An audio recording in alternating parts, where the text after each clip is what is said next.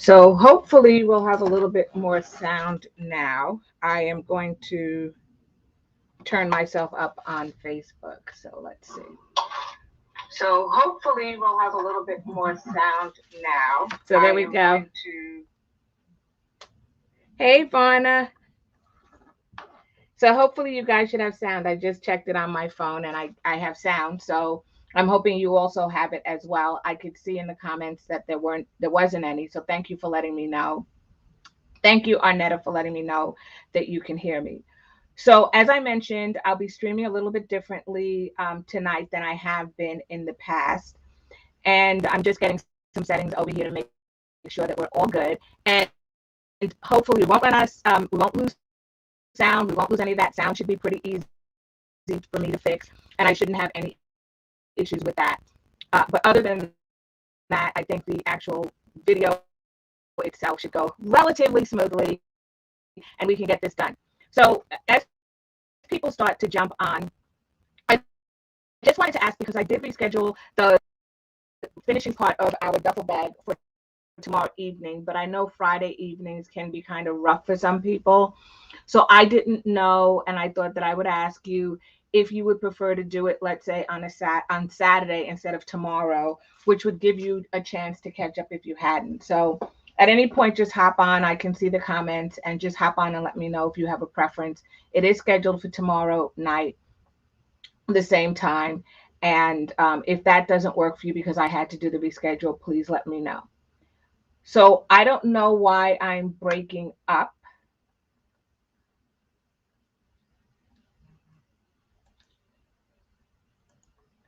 So let's see if I can solve that issue.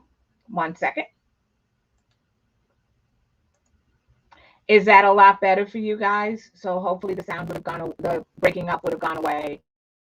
I've assigned my voice just to one camera, so maybe that'll be that much better for you guys. So I've turned off any extra background noise, and hopefully you won't get anything coming in the back. So it is a little bit delayed on my side, and sometimes I speak, but you guys don't get it on your side as quickly as I do. So I'm just going to do one more check.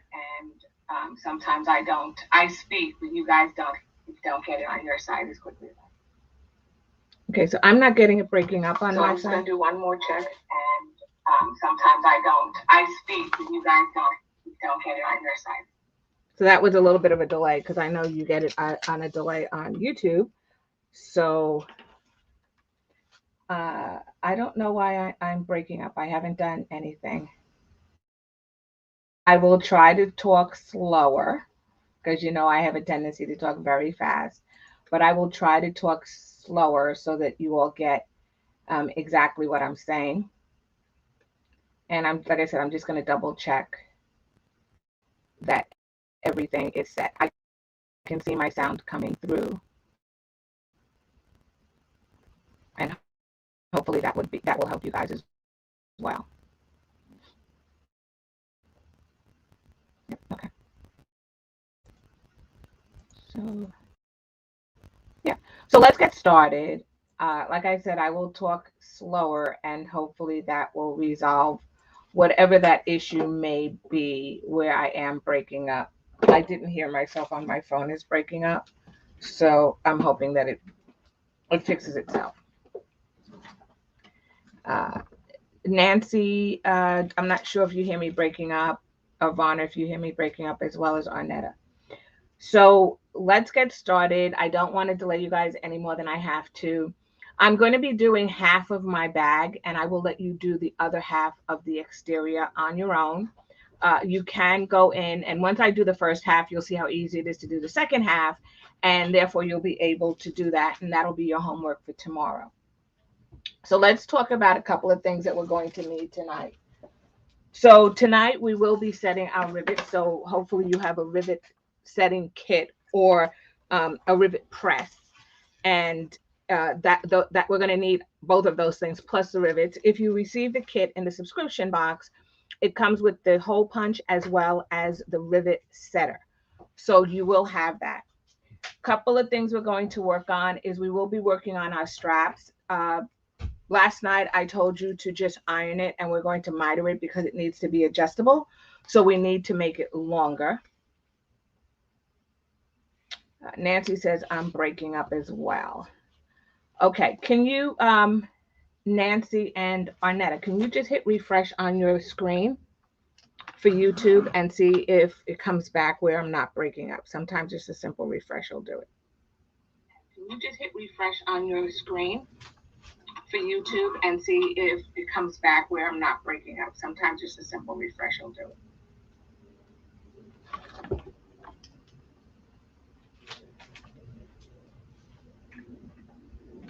Like I said, I checked it on my phone and I don't hear it on YouTube. So maybe it's everything I was doing with all the sound and the settings and things like that. So I was mentioning that you are going to need, our net is still breaking up.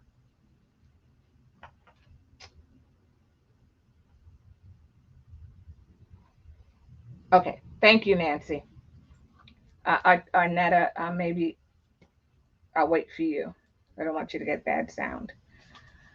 So you should have received all of the hardware. So you should have received a slide bar closure, clasp, I'm sorry, a slide bar, and the swivel hooks should have also come in the kit. Remember I said that this strap, adjustable strap, is going to be all fabric. So something else you will need, and I stuck mine over here, will be your deco bond, and that came in the kit as well. Thank you so much, Arnetta. That came in the kit as well. So you're going to need your deco bond and your to make your straps. We're just going to be basting these together tonight, and then I'll explain to you what you're going to do afterwards. You also need your little tabs, and I stuck mine over here, so we'll talk a little bit about how we do those for the zipper. You will need your zipper, and like I said, you will need your rivet kit, and you will need your webbing. Once again, remember, if you're purchasing a zipper from the store because you didn't get the kit, try to look for one that has 2 zipper pulls. It just makes your duffel bag that much easier to open and close. All right, so let's take a look at, let's do our strap first.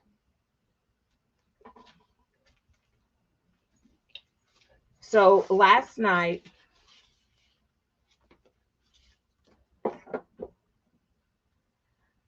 I had you iron your strap. So I actually had 2 pieces. And last evening, what I told you would do is you would take one of your straps, and I just did one, and you're going to fold the long edges. So these long edges on either side, you're going to fold them until they meet each other like this. And you're going to do that down the entire length. Once you've done that, you're going to open it up, and you would fold 1/2 to the center of your long edge to that center crease, and then you'd go back and sew the other end to the center. And when you were completely done with that, you would just fold it in half just like this, and you would have a strap. Now, what we're going to do is you should have now, okay, thank you, Vonna. I'll slow down. What you will do is you should have 2 straps, and that's because the width of the fabric is 44, and we need a strap that's about close to 60 inches long. So you can make it as long as you want, but for delay and speed don't work well together. Okay. So you should have it about 60 inches long because it's going to be adjustable. You can make it longer if you would like.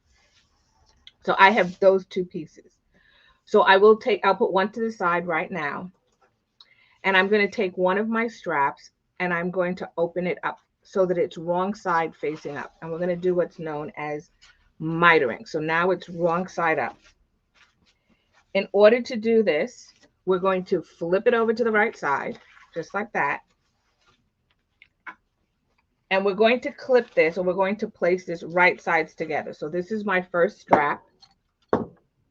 I'm going to get my next strap, the other strap that I have, And I'm going to open that, and I'm going to put it right sides together with my first strap. So they're right sides together. So this one's easy because it's shiny and shiny. If you're using directional fabric, you can, it doesn't really matter for the strap, but so I don't worry about it for directional fabric. But if you have something that's truly directional, then when you cut it, you'd want to cut it so that it was going, I guess, along the strap, the long way of the strap, in a vertical, a vertical, not horizontal, because then you'll get your print this way. So you cut your strap. Just make sure you cut them both the same. So whether it's vertical or horizontal, if you have a directional fabric, make sure you cut them the same, because you don't want one where the print is going up and down vertical, and then the other piece of the strap, it's going horizontal. So just make sure you cut them the same. So once I've clipped them together, and I just put a clip at the top and I put a clip on the side, I'm then going to get my ruler, and I'm going to draw a line at a 45-degree angle. Now, this can be confusing. So just to show you the way that I do it is, I have sewn this where it was sewn in the wrong direction, and then when I went to fold it out, it didn't work. So what I do is I take the strap that's on top and I fold it back in such a way that I can see, for example, that when I sew my line, I should be sewing it, in this case, from the bottom left to the upper right. If I were to sew this way and I were to open it up, you can see it's not going to work because my strap is still over there on the right. So what I do is I also clip on the top and the sides to help me remember. Because I know if it's on the top and the side, right, I can't lay my ruler down. But I know that I can lay it down here freely. So what I will do is I will align the corner here with my lines at the top on my cutting mat, because what I want to do is draw a 45-degree angle. So I'm going to go from one corner, which is this lower left corner, to the upper right corner.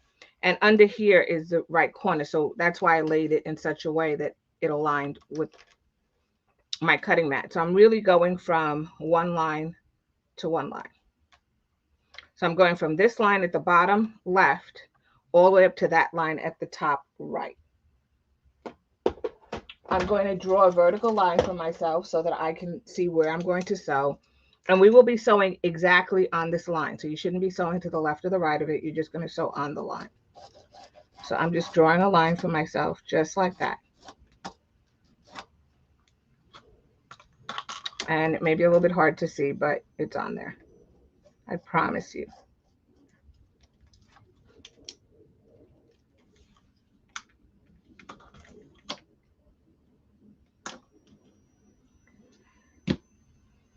So the next thing we're going to do is we're going to go to the sewing machine, and we're going to draw a line that goes from this lower left-hand corner. You can start at the upper right if you want, but we're going to sew on that line. So we're going to go from corner to corner on that line.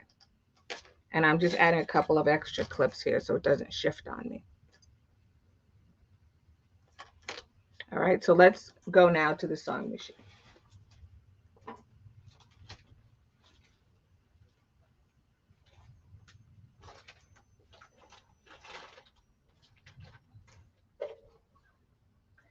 Okay, so at the sewing machine, I'm going to lay this down. And remember I said we're going to draw along that line to miter this corner and just get it, flat and straight. If you want, you can use pins. I'm using a stitch length of 3.5 to stitch this because I'm not planning to take it out. So I want to make sure it's in there. And I'm just going to back tack at the beginning and at the end.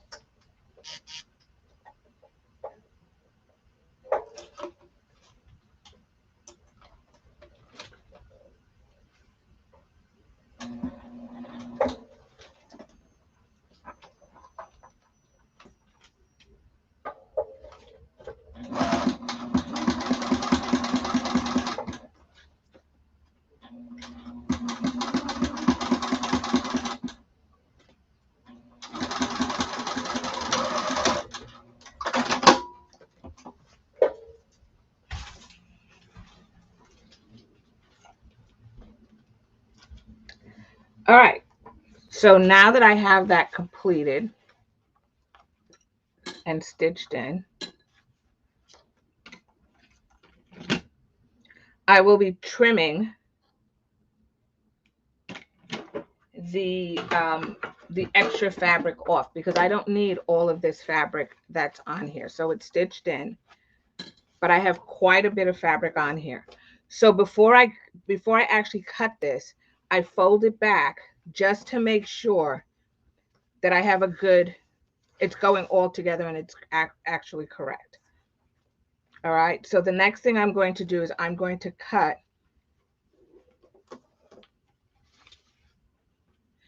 about 1/4 inch. I like leaving 1/4 inch.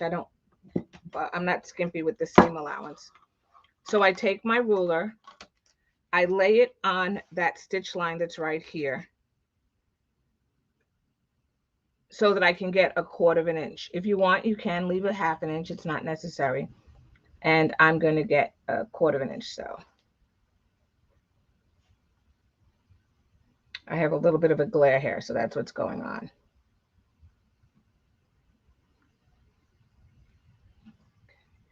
And I will cut that. So you can cut it either with your rotary cutter or you can cut it with a pair of scissors.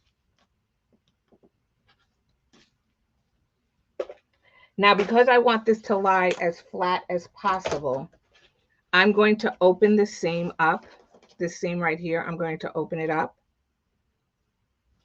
and I'm going to iron it. So I will be ironing this. I'm not finger pressing it because I want it to be as flat as possible.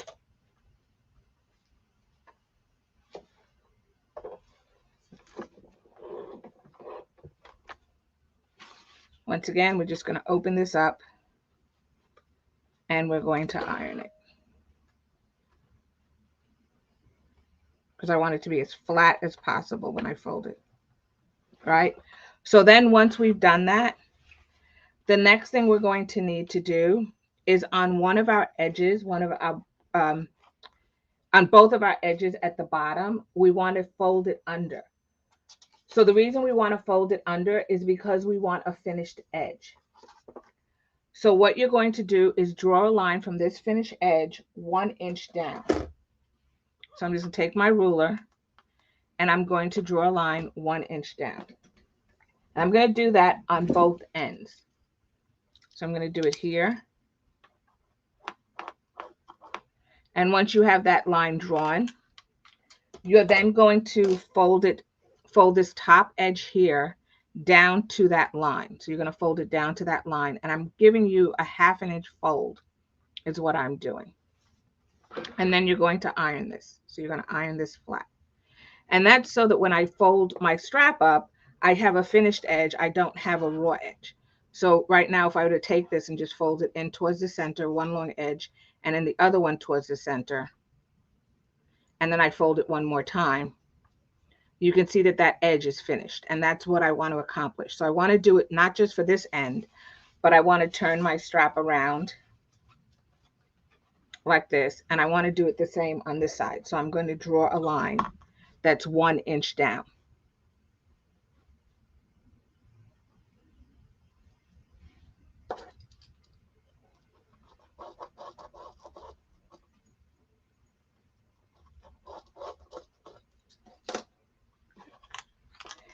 And once I do that, I can then fold this under just like this. Once again, it should be a 1/2 inch fold over. And then I just don't want anything coming undone. So I'm going to fold that. Next, what I'm going to do is I'm going to refold my strap. So I'm folding both long ends to the middle. Make sure you have that fold also folded under. And I'm going to iron it again. Right? So I'm going to iron it. So when I was explaining last evening is I had you do it in the separate pieces because it's easier to do it, to iron it once as separate pieces as opposed to one long strip. So because the creases are already in there, I can just simply go through, fold it, and then just iron the whole length. And it's a lot easier because I did it in separate pieces last evening. When you get to that mitered section over here, you're going to, it may be a little bit tricky, but that's okay. Just tuck it in. You can still fold it, right? Because your fold line is a little bit off because you mitered it, but it still folds. You can see it still folds. And that's what's nice about when I did it, to cut off as much as I could, and to make sure that in cutting that off, I also iron that seam open so it lays flat. So I'm just going to do this right now. I haven't forgotten, I still need to interface it. But before I do that, I want to interface a nicely folded strap. So I don't want to be fiddling. I don't want to fiddle with the strap and the ironing. I want to make sure that it's nicely, nicely folded. And then I'm going to open it up and we will be adding that decor bond right down the center. Now you have an option with the decor bond if you wanted to do the entire strap. I don't believe it's necessary. You can also, if you want to, you could make it fleece or foam. So if you want to add some padding to that, you can do that as well. I'm not going to deco bond the whole thing. Like I said, I'm putting deco bond to reduce the stretch in my cotton and make sure that it works. So I'm just going to fold it in half. And then we're going to cut our deco bond and we're going to come back and we're going to add it to our strap. So I'm just ironing. This takes a little bit of time, but it's like I said, because we did it in pieces last night, it should be a lot easier to do it this evening. So what's the weather like where everybody is? It was pouring rain a little earlier today. It was very nice, but then it started pouring rain a little earlier today. So now we have off and on showers.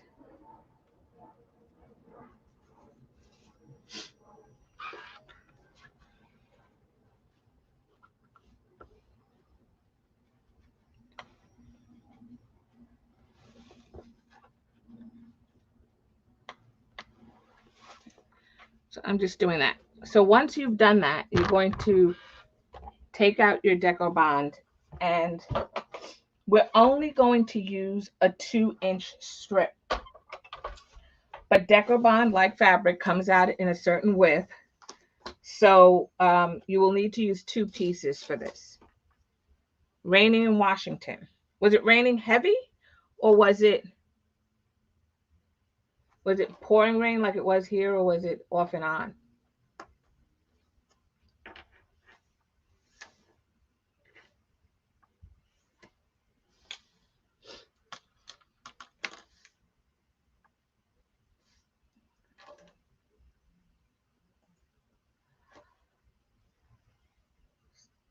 So the next thing I'm going to do is I will be taking my decor bond, and I gave you a 4-inch piece wide in the kit because you only need 2 inches, but it was easier than cutting the strips for you.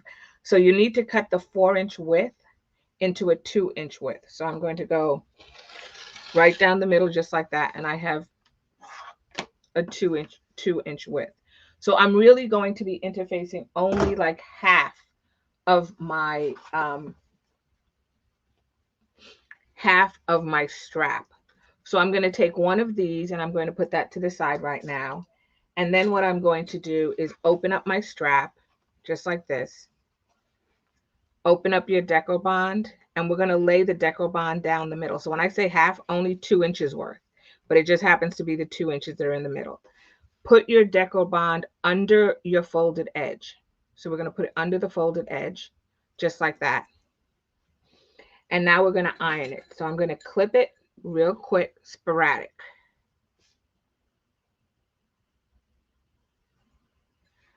So I think you sent us your rain, which is totally fine. I'm glad it came at night and not during the day.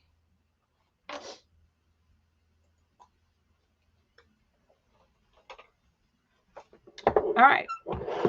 So now what we're going to do is we will iron this.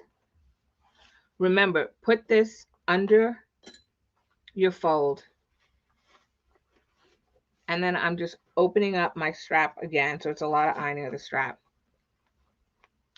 And then we will start ironing it. So try not to iron it so hard that you take out all your creases. I normally iron it this way. So I iron it in a horizontal, not a vertical fashion.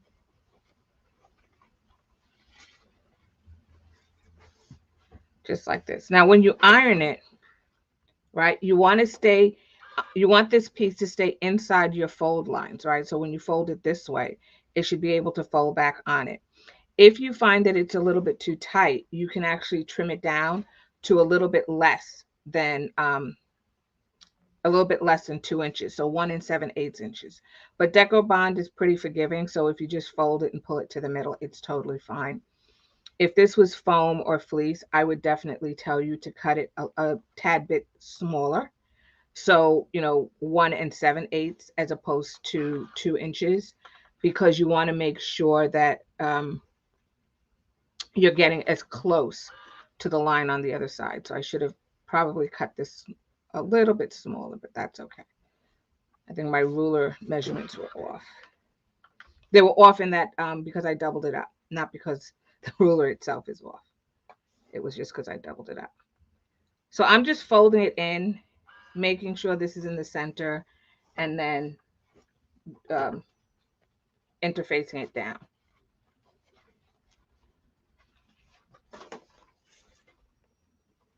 All right, so we're going to do this.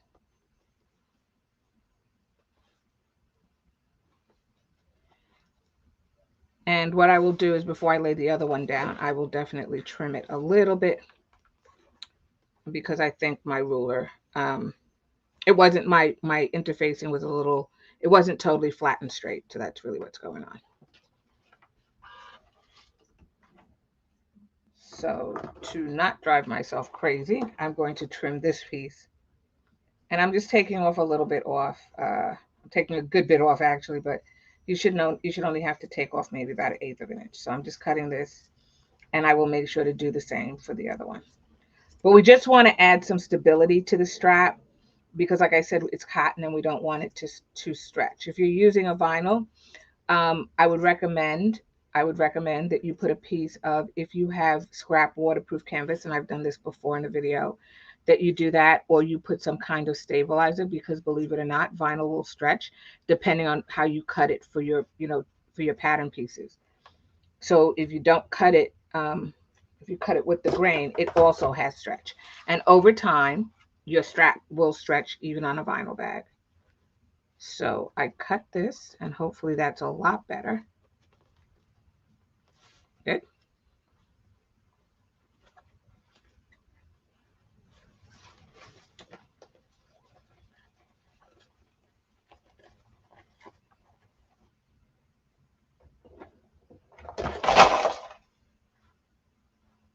Yes, that was my pencil case. It dropped.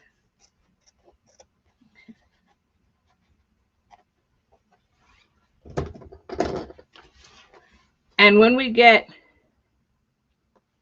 5 minutes sprinkle,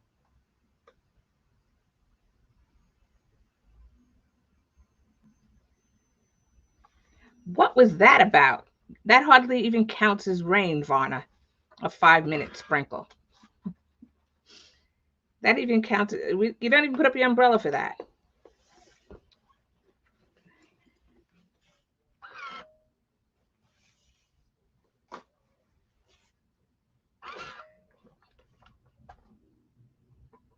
Oh no, Varna, don't tell me you didn't get it. I'm sending it in your next shipment. I have plenty to share. I am going to put it in your next shipment.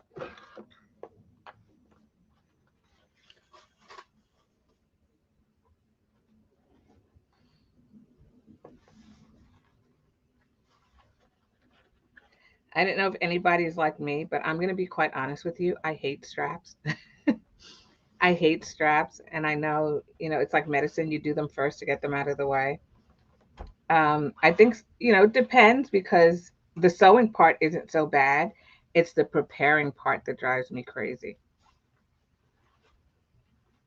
So if you want to know what I like least about bag making, it's the straps. Okay.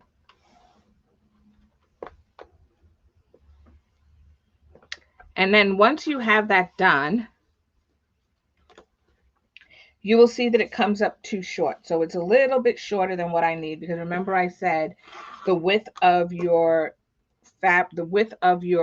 fabric is like 44, 46, 42, depending what it is. I believe if you get fabric that's upholstery fabric, that tends to come a little wider. So you may get 54 out of that one. But regular cotton fabric is not 54, unless you're a quilter, and then I know that they have like some that is like 108 or something strange like that, because they use it as backing for quilts. All right, so when you get to the point where you cannot do anymore, so I'm down here but I still have all of this strap left to do, what you're going to do is you're going to take your second piece of decor bond that you have, and you're going to overlap it. So I overlap it about 1/8 of an inch. And that's because I don't want to see any kind of crease or bump. You can do it as much as 1/4 of an inch if you want. So I'm doing mine here at 1/4 of an inch just to show you, but you can do that. I just barely lay it on there because I don't want to have a bump. So if you're using something a little bit thicker, you may want to, put it more towards the 1/8 of an inch and then fuse it that way.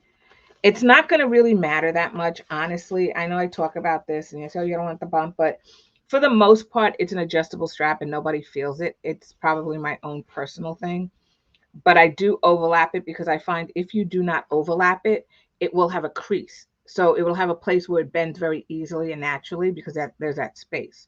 So you want to make sure that you fuse where it's joining right there, and then you can fold this in again.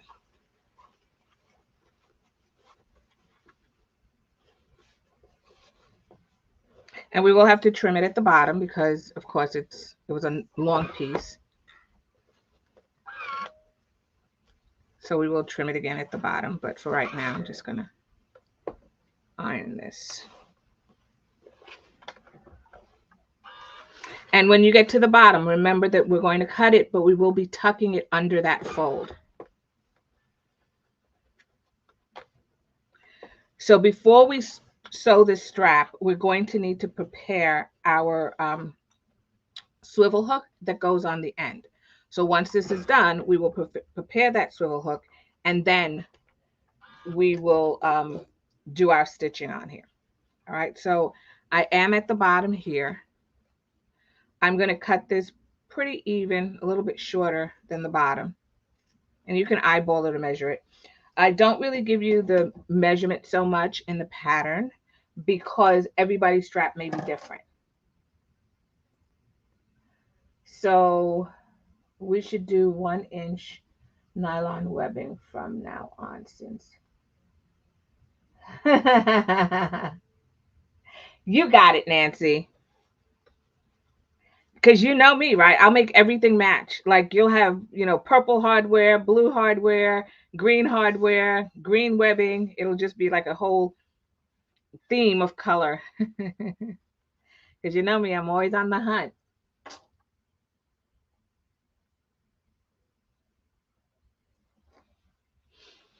Like I mentioned before, this is for the adjustable strap. So sometimes people want a thicker strap. And because you may want to do like 1.5 inches. The process is the same. You just use, your thickest strap. Some people also will do something where they don't even put any ends on it. They will just simply put the swivel hook and fold it under. So there's a new, I'm sure you guys have seen it, the seat belt webbing. I think it's called, which is that thicker. It's a seat belt. It's like a thickness of a seat belt, and you can do that as well. So. Okay, so now that I've done that, I'm going to fold this in half. So it's folded edge to finish off my strap. And then we're going to do our webbing, and then we're going to insert it into the bottom and sew up our strap. So when I say we're going to do our webbing, just so that you guys know exactly what I'm talking about. At the bottom of the strap here, what I did,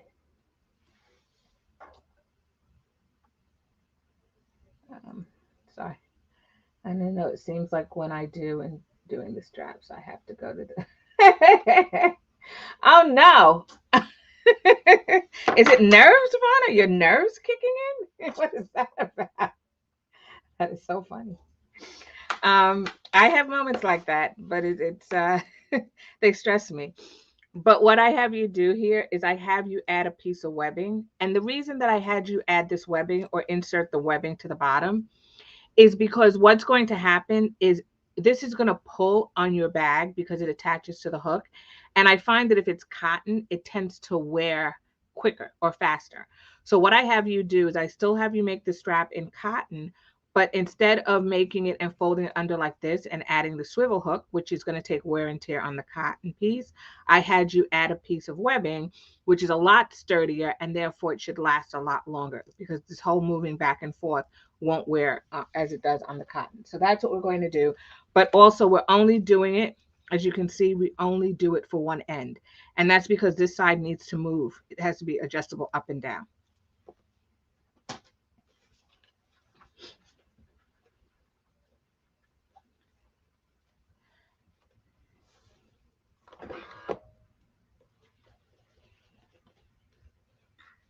All right, so I'm just folding this, folding it. So all I'm doing is I'm folding and ironing it flat. And like I said, we're going to do the webbing ends and then we will come back and we will top stitch this. One thing I will mention to you is in this pattern, when we're sewing it together, um, in various places, instead of the standard 1/4 of an inch that I have used in other patterns, I am using a 3/8 of an inch seam allowance. So when you read the pattern, please be conscious of that. This bag will take more wear and tear than probably a handbag. So I wanted to make sure that there was a more seam allowance and less likelihood that something would tear or fray away in the seam. Okay, so I'm almost done. So all I'm doing is when I come down here, I just fold and pinch them together and then I iron. So whatever works for you, you do. All right, so now that's done. So we're going to set this aside, let it cool for a little bit, and we're going to grab our webbing pieces for all of our pieces. So we're going to need 3 pieces that we're going to have to sew.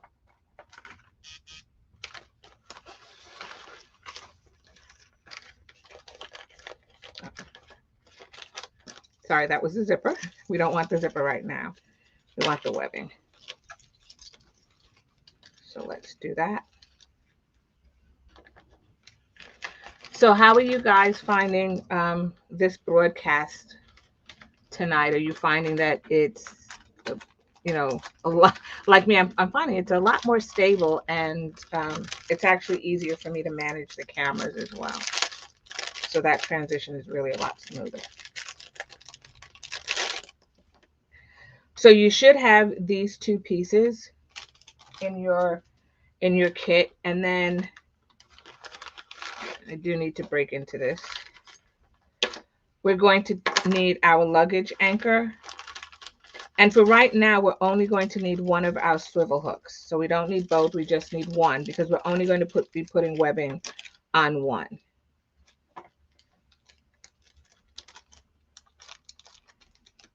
And I should have given you 2.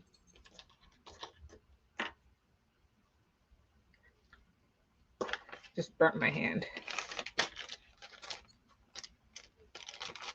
And I'm going to leave out this piece here.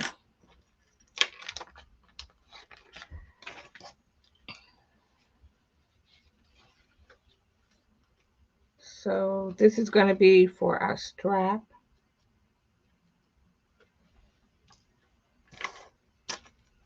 And I actually need another one.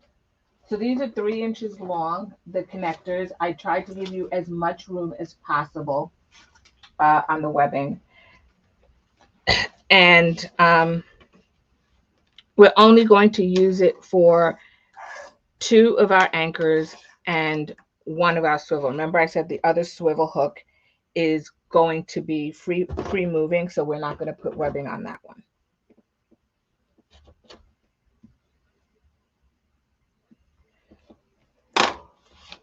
So the next thing I'm going to do, I'm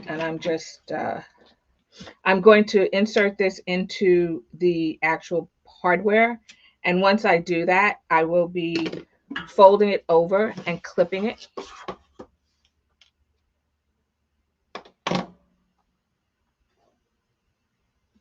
Thank you, Arnetta, for letting me know. I can also save my settings for this now. So every time I log into this software, it automatically knows my mic setting, my camera setting. It automatically knows that. If I change the lighting, it saves that as well. So this should go a lot easier. So now I'm going to insert this into the bottom here. I'm going to fold it over and I'm going to clip it in place. And then I'm going to do the same thing with just one swivel hook. And I'm just doing these now, even though I'm going to use them in a little bit. I'm doing them now because I wanted to make sure that I don't have to go back and redo these, right? So these are the 3 pieces that we're going to need to add webbing to. And I do sew them at 1/4 of an inch because they're going to be inserted a little bit lower down. So I use 1/4 of an inch to sew these. So let's go back to the sewing machine and do that.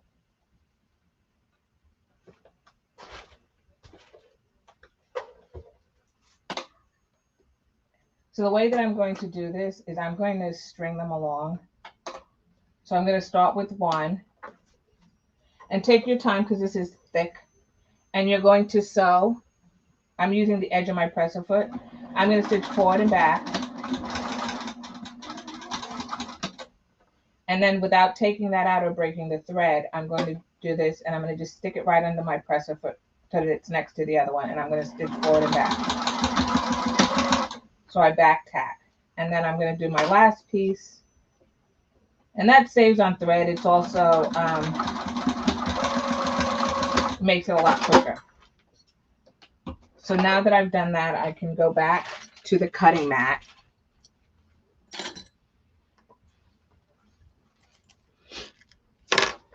And I can cut these apart.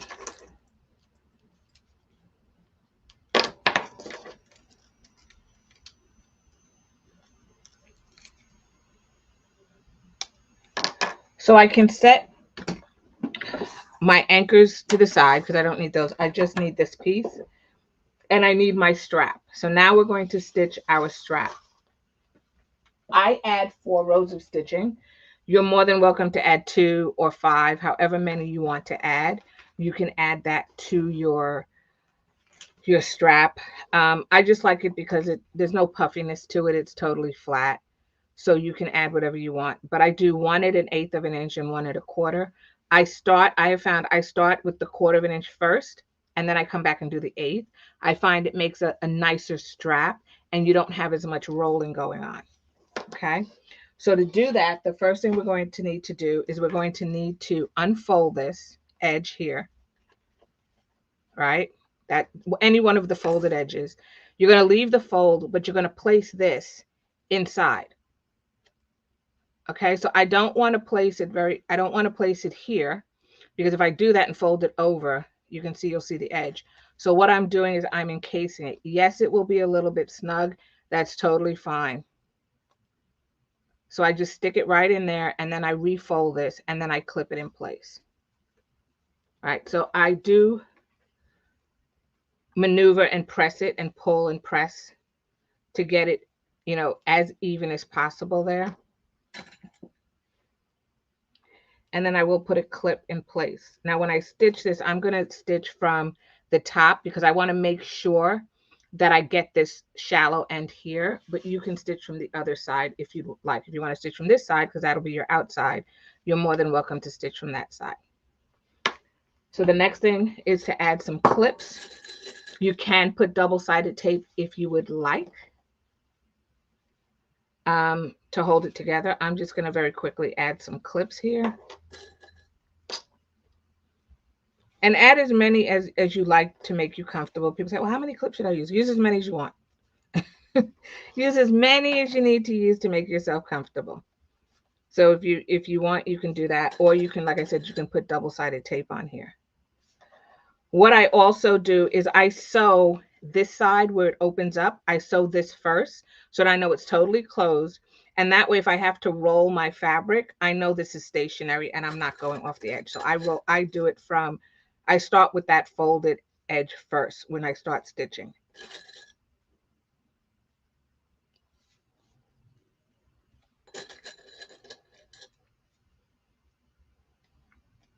We will not be putting any hook on the other end of our fabric, on the other end of our strap, I mean.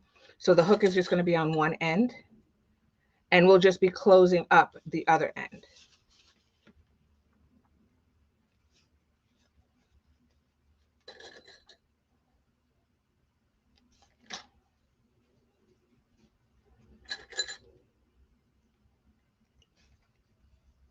Just like this. Thank you, Ivana. I'm glad you like it. Took me a little bit to set up last night, but I was like, I can't. And the other thing I find is that this software that I'm using doesn't use system resources on my laptop the way it did when I was trying to open up various windows within StreamYard. So everything is controlled through that other piece of software. And then I just expose it to StreamYard and it works so much, it seems to work so much better. And so hopefully the sound won't trip out like it's been doing and things like that. So, okay, I'm almost done. And like I said, this end here, we're not going to put any hardware on. We're just going to close it up. So I'm going to start, like I mentioned before, I'm going to stitch down this open edge here. I'm going to stitch down that side. So I'm going to stitch going down this way, across the bottom, back up, across, and seal this up here. So that's the way that I do it once again, because if it's not even, I can always roll this to make it even. If you sew it here, you can't roll this, and it's a lot harder to try to fix a mistake that you may have made. So let's go back to the sewing machine and let's sew this. I am using a stitch length of between a 4 and a 5. And that stitch length that's between a 4 and a 5 is what I'm referring to as my top stitching stitch length.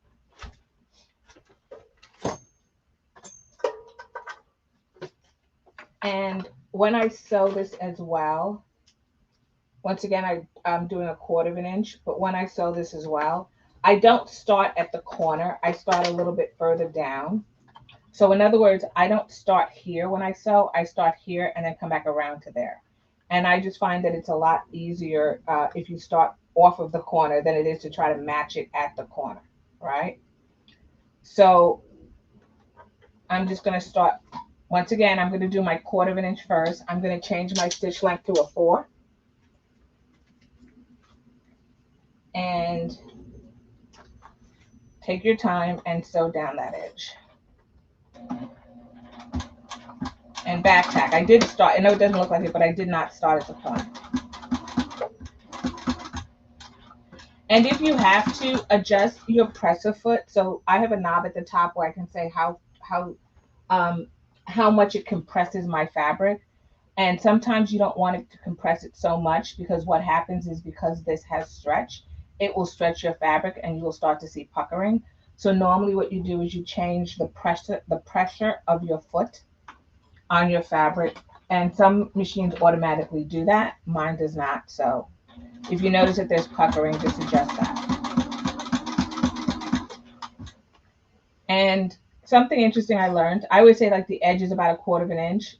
Somebody I know has a Janome, and she said the edge of her standard presser foot is 3/8 of an inch. So that's interesting. So just measure it. I would say just use the edge of the presser foot.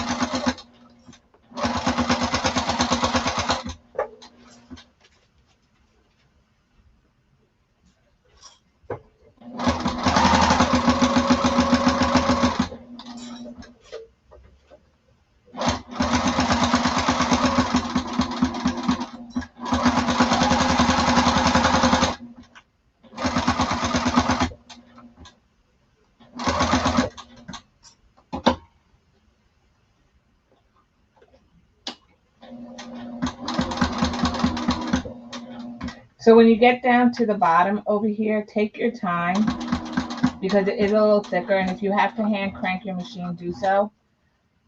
My needle is back about 1/4 of an inch because I want to pivot. So it's 1/4 of an inch from this edge. I'm then going to raise my presser foot so my presser foot goes up. I'll rotate this. Like I said, it's about 1/4 of an inch because when I lower it, it's going to be right on this edge here. I'm going to lower it, and I'm going to stitch to about 1/4 of an inch on the other side. So you may have to take your time, and you may have to play with it and say, oh, is that about 1/4 of an inch? I can probably take one more stitch. The other thing you can do is if you want, you can turn your stitch length and make it shorter. So if you only need, let's say, a half a stitch, you can turn it down and then take that smaller stitch to get to where you need it to be. So that's something you can do. So now I'm going to sew again at 1/4 of an inch all the way up to the edge.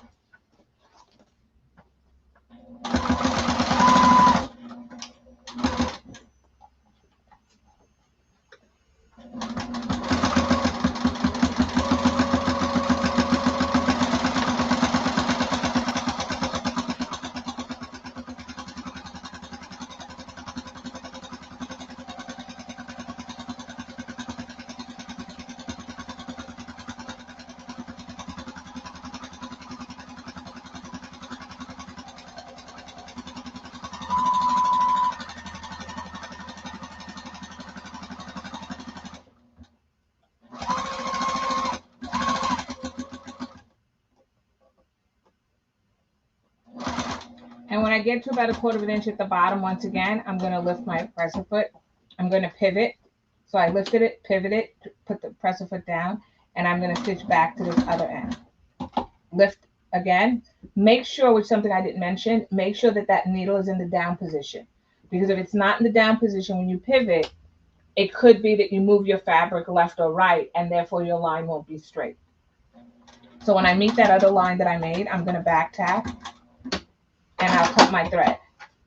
So that's one row, or actually 2 rows of stitching that I have done, right? I mean, I've done one on this side and one on that side, which is the 2 rows. So now what I'm going to do is I'm going to do another row stitching at 1/8 of an inch. So I'm just going to cut some of these threads here that are hanging out. And I'm going to do 1/8. For me, 1/8 is the inside of my presser foot, which is right here. Once again, I don't start at the corner. I start a little bit away from the corner, and then I start stitching. Holding your, and if this is the first time anybody's doing it, I lightly hold both sides of my strap and let the machine pull it, the feed dogs pull it. But in addition to that, I don't look at my needle go up and down. I look right here where the edge of my presser foot is. And that's so that my vision doesn't get fuzzy and I shift. So by putting your hands here, it helps to keep it straight, right? And by looking here, you can also see it's going straight. If you look at that, your eyes actually keep trying to refocus on that up and down motion.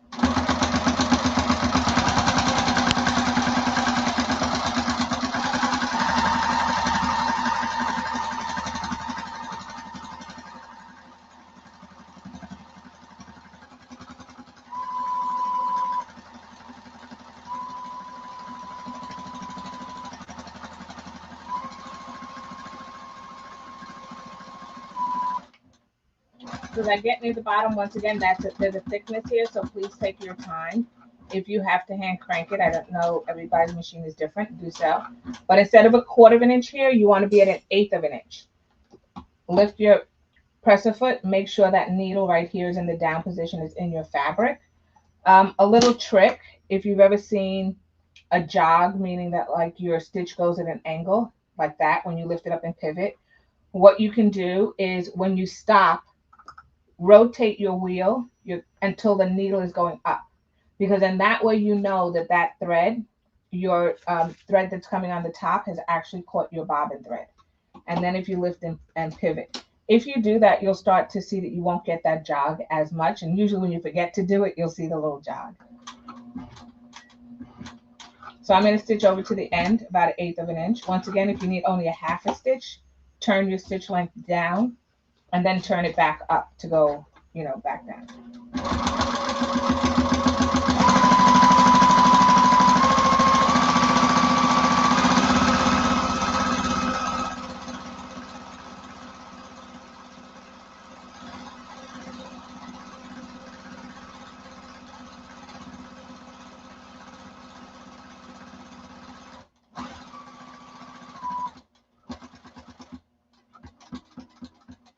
When you get to about 1/8 of an inch, I overshot it to 1/8 of an inch at the end. You're going to pivot again, and you're going to go across to about 1/8 of an inch on the other side. And then you're going to lift, pivot, and then you're going to meet your 1/8 of an inch line that's on your side. And you're going to back tack. And that's it. So now you should have 2 rows of stitching. Actually, 4 rows. You'll have 1 on each side, right? So 2 over here and 2 over there.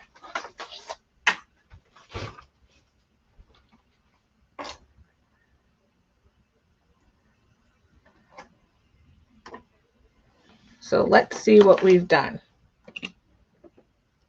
So the next thing we're going to need to do, and I'm just going to just cut. I have some threads here that are hanging, and I just want to get rid of them. So yes, I am using a lighter. So the next thing we're going to do is we want to add our pull on, and we also want to add that extra swivel hook that we had. Remember I said we're only using 1. We'll keep the other one for later. So let's add that extra swivel hook on here. So the swivel hook goes first. You always put the swivel hook first. Doesn't really matter because you can turn it around later if it's not on the way you want, but it doesn't really matter. So I'm going to put the swivel hook on first. I'm looking to see which side of this I like better. I like this side better than that side. So I'm just going to put it on like that. Once you have the swivel hook on there, you're then going to take your, I call it a tri-glide, but it's called a slider, I guess. You're going to take that and you're going to make sure that this piece here is it's down, it's concave, I guess it is. And you can see the raw ends is at the bottom. So I consider this the bottom where it's bent over, and I consider this to be the top. You want the top facing you. Make sure your strap is straight. You're going to lift that up and you're going to put that, lift it up like this and put it back down. So you're going to put it in one side and back down. Once again, make sure that the folded piece of metal is on the bottom because that's going to be the bottom. I'm then going to pull this back, and I tell you by how much. So I pull it back and then I'm going to clip it. Now, in this case, I'm not putting a rivet here, but you can absolutely put a rivet if you wanted to. You could put 1 or 2 rivets here if you want. I'm going to stitch it. So even after stitching it, if you want to put a rivet, you can do that as well. So I'm going to take it to the sewing machine and I'm going to sew. I'm actually going to sew on those 2 rows that I just sewed along that short edge. So I'm sewing over those rows.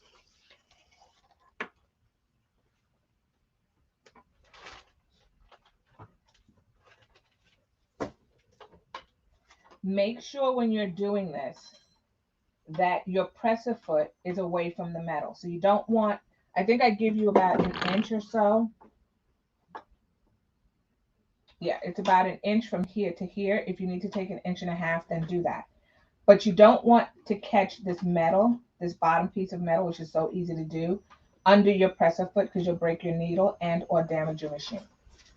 So I am going to back tack, and I'm starting on this side because I can see where the actual end is here. If I start on the other side, I can't see it because I can't see those row of stitches. So I'm going to do it this way. I'm going to back tack and I'm going to come forward. Now, when I back tack, I go over by 1 stitch and I go back, and that's because it creates a wrap at the end for that stitch. So it's not so easy to, sometimes you'll see it peel away, and that's because it stops there, and so there's a little bit of a gap.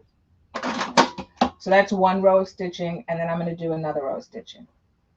So you can just do 1. I'm going to just do 2. Once again, make sure this metal is away. So if you have to stand it up, Make sure you stand it up, but keep it away from any moving parts. So I'm going to stitch that again, and I am going over that row of stitches on the bottom.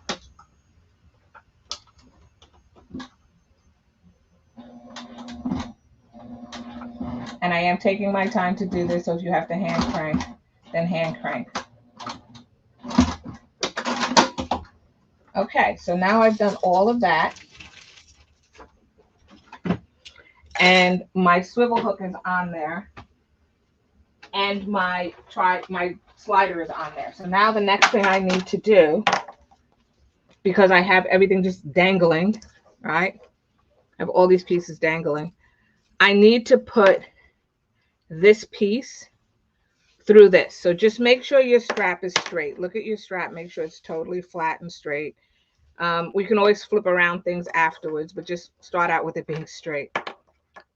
Okay, so my strap is straight. Great.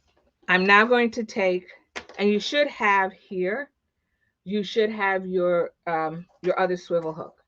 So I'm going to take this end, which has a swivel hook, and you can do it. There's enough room in here. And you're going to put it through the other end to bring it down. So let me just snip a couple of these threads. When I say snip, I mean burn. A couple of these threads. Okay. So we're going to take this end and we're going to push it. If you look at it slides back and forth this way. I'm going to push it up in the right side, on the right side. So I'm going to push it up. It may not seem like it goes, but it will. Just bend your fabric and it'll slide right up in there, just like that. Then you're going to push that slider that's in the middle to your right, so it's out of the way. And you're going to do the same thing by carrying your swivel over the top, just like that. Straighten out your strap, and what's nice is this is cotton, so it should be very easy to straighten it if you twisted it. All right, so we're going to straighten this out. And of course, I twisted it even though I said it was straight, but that's okay. The way we would untwist it is we just push this up. Give this side a little twist, just like that. Give this side a little twist, just like that, and then straighten out the middle. So then when you're done, you will have your strap. So that's your adjustable strap.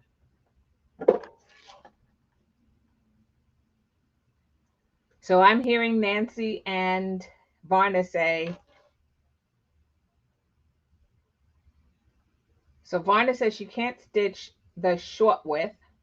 So she put the rivet, and Nancy said she used the rivet as well. No. So it's whatever you're comfortable with. I like the rivet, but I know for this particular project, we're delving into using rivets. So that's why I gave everybody a kit who purchased the box, because not everybody has used it before, and it's good to practice. And I didn't want to get you so overwhelmed that you was, trying forever to try to get these rivets and do it straight. So this way, if you know how to do it, you can absolutely do it. If you have a rivet press, you can do it. If it's vinyl or leather, absolutely do it. And that would just simply mean you would punch a hole in here, and then you'd stick a rivet in it. And it's just a way to reinforce it. Make sure, because this is cotton, that you use some type of either glue or, and when I say glue, I mean don't whip out the the big jar of Elmer's glue or anything, or you use some type of fray check so that the cotton, so even around the rivet, it doesn't wear away. So that's just something you want to make sure you do if you use that rivet. Okay, so we put the strap to the side. We've done that. So now what we need to do is we need to construct our exterior. So I actually am going to, I don't want to lose my webbing. So I'm just going to wrap it up here.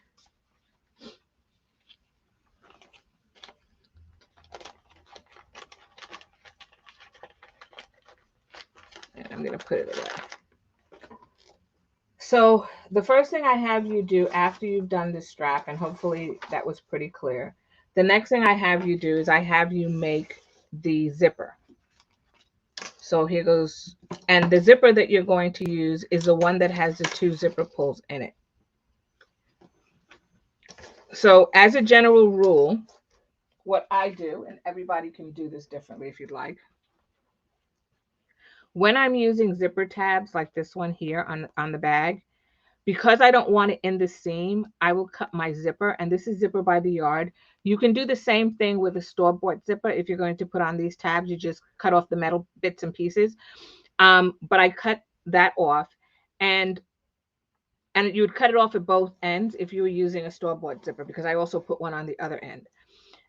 What I do is I cut the zipper 1.5 inches shorter. So whatever the length is of my project, like the front, back, whatever, I cut it 1.5 inches shorter. So without telling you what the dimensions are, I'm going to cut this 1.5 inches shorter. It is in the direction, so.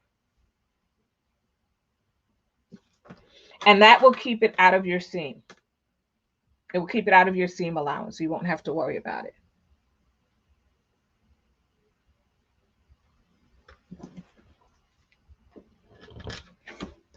All right, so now I have that, and it's 1.5 inches shorter.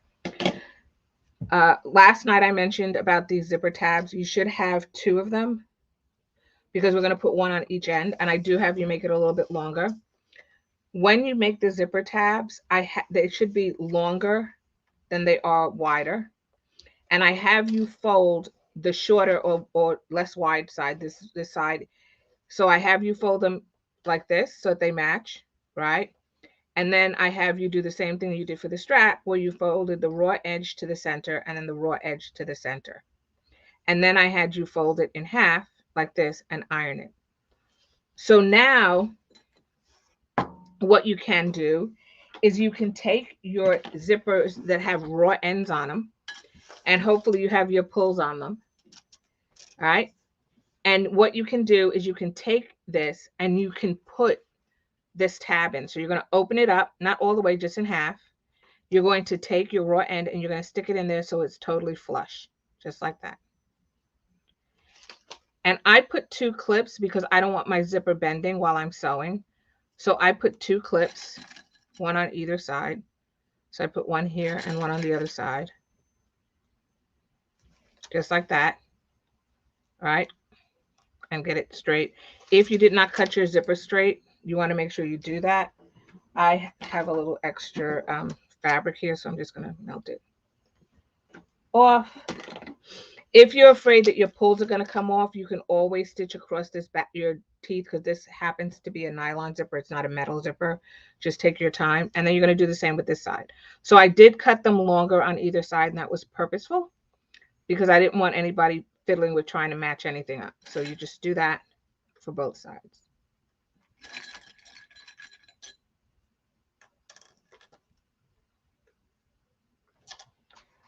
All right, so now we have both of those sides in. And if anybody's following along with me, I'm on page 14 of the pattern. So I'm going to stitch 2 rows of stitching. I'm going to stitch the top here, and then I'm going to stitch the bottom here. So I do 2 rows of stitching, and I put them in at 1/8 of an inch to lock the zipper in here. I am using, you can use a 4 or a 4.5, and in the directions, I think I tell you to use, I think we're still using the 4 or 4.5. I'm just double checking so I don't tell you the wrong thing.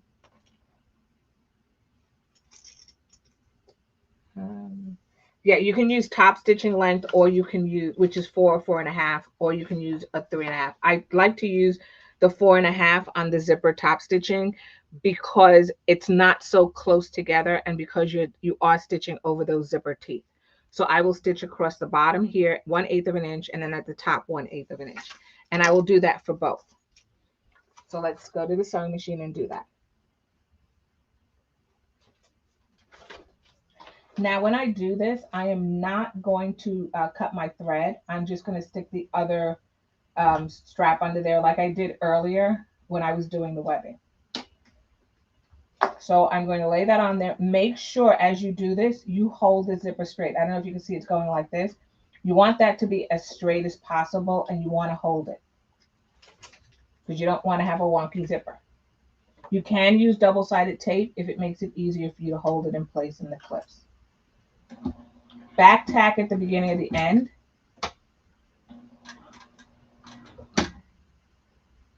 And then continue stitching across. Now I'll tell you a little trick.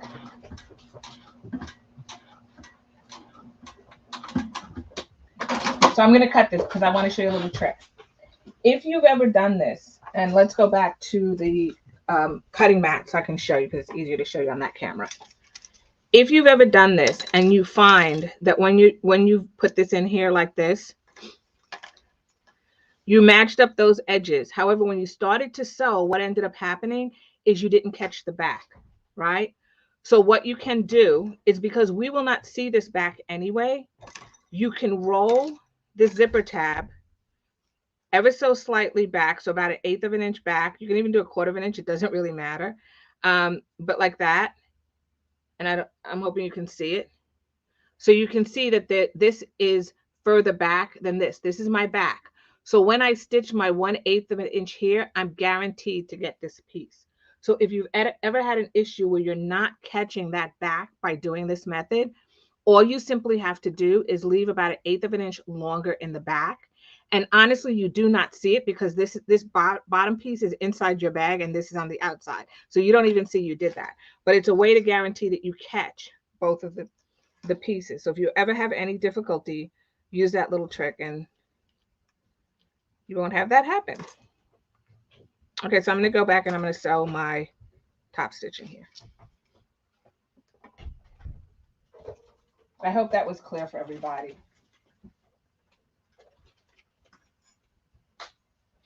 So I'm going to sew this 1/8 of an inch. Once again, make sure to back tack.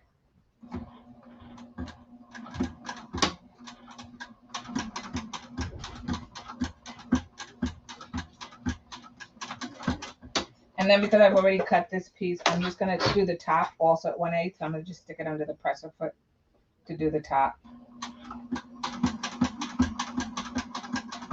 And take your time.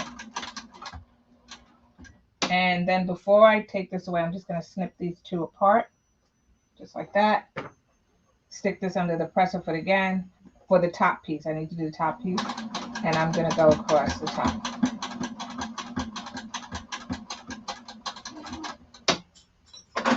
Okay, so now we've stitched both of those. So the next thing that we need to do, besides cut them apart, of course, the next thing that we need to do is I'm just going to cut these apart, and I'm going to clean up a couple of these little threads that are hanging out. Make sure your zipper pulls are on there.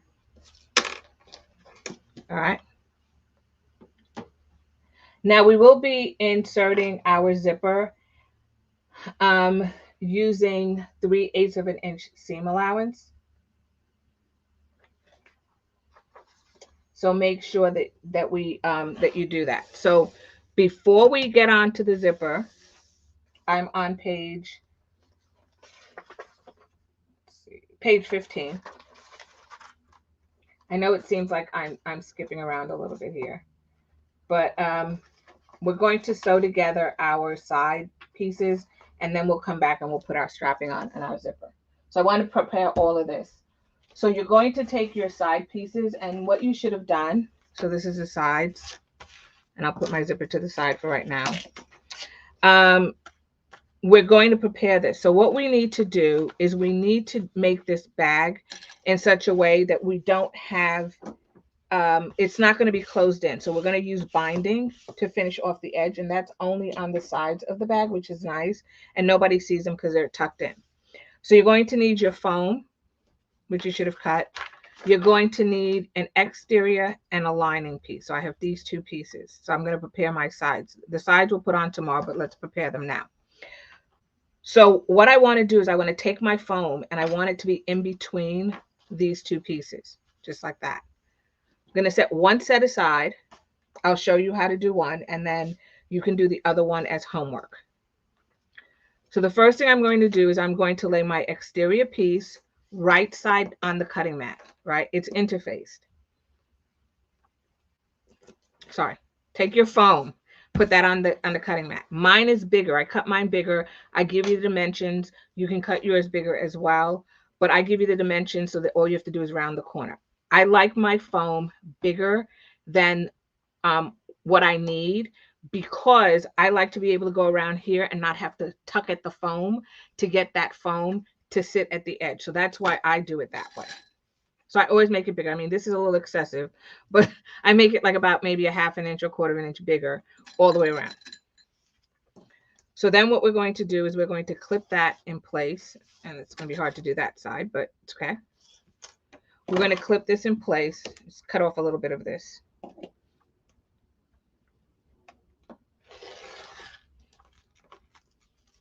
And I'm going to baste. So we're going to baste twice. So if you got the box, there was a definition of what basting is. And I do tend to baste a lot because I hate ripping things out with little tiny stitches. So the first thing I'm going to do is I'm going to baste this around the edges before I cut it out. If you cut out your foam, that's totally fine. I'm showing you how I do it. That's not how the directions say. Directions say just cut it out, but I'm showing you an alternate way because after all, you should learn something in the sew along a little bit different, right? So I'm going to baste around this at 1/8 of an inch, and I'm going to use the longest stitch length on my machine. So I'm going to use a 6 because that's big for me. If yours goes to a 9 and you want to use a 6, that's fine. It's whatever stitch length you're comfortable with in case you have to rip it out. That's the purpose of a basting stitch. You put it in there to hold it, not necessarily permanently sew it. So let's go to the sewing machine. And I'm going to sew this at 1/8 of an inch around the entire piece. So I start at a flat side. So I start at any side that's flat. I'm going to start over here. I'm going to increase my stitch length to baste it. And I'm going to just sew all the way around. Now, don't worry so much about the corners. So you don't have to have like a perfect turn because you're not going to see it. Just stay within the 1/8 of an inch. Stay within the 1/8 of an inch over there.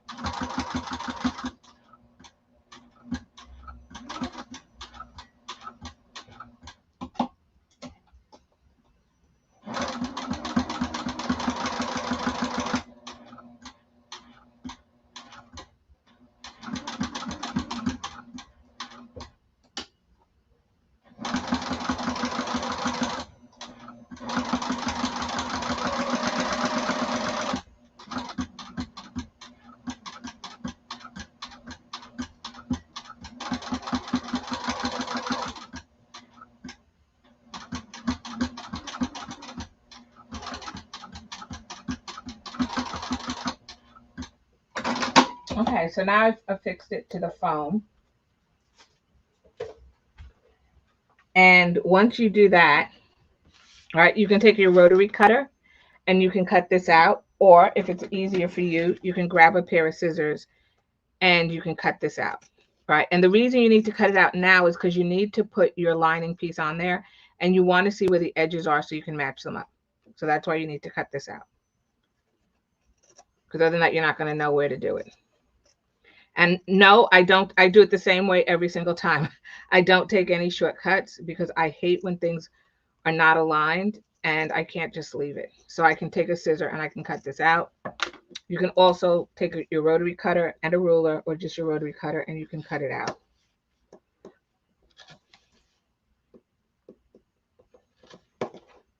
Like I said yesterday, when you're cutting, if you need to cut around a curve, you can take little slices to get around that curve. So you can take very little slices if you can't cut around the curve. I sometimes, like I said, have a problem. My wrist hurts, so I can't necessarily rotate my wrist. But you can either rotate the piece as you cut, or you can take little slivers all the way around to cut out the entire piece. So just like that. And then this is a straight edge, so I'm just going to use my ruler. And I'm going to cut that out.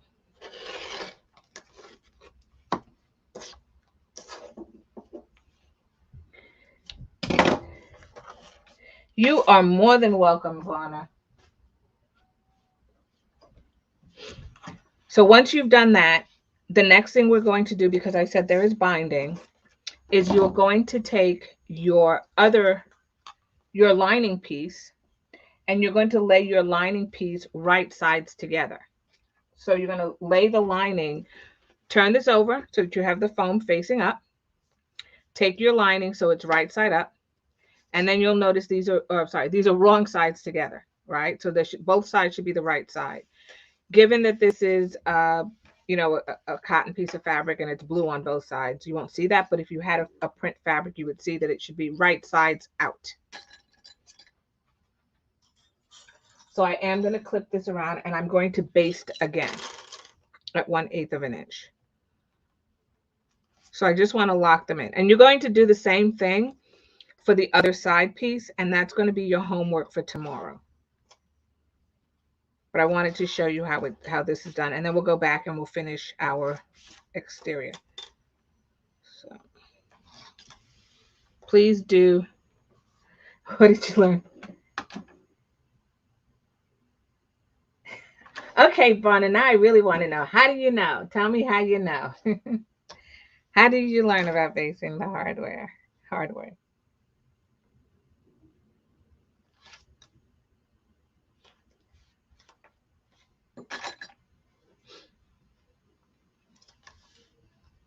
So now what I'm going to, and you'll catch me offline, right, Bronna? You'll catch me offline and tell me. I think we've all been there. We've all thought to ourselves, I should have basted that in. So now what I'm going to do is I'm going to go back over that basting line all the way around so that I get both the lining and the exterior basted together.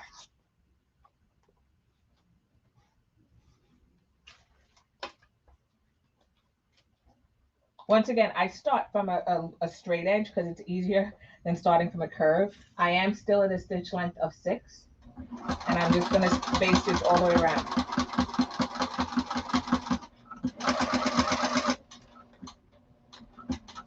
When you get to those curves, just take your time. You can rotate. I'm rotating the fabric, so I'm just gently pulling the fabric to rotate it. You shouldn't have to fuss with it. You should just take your time.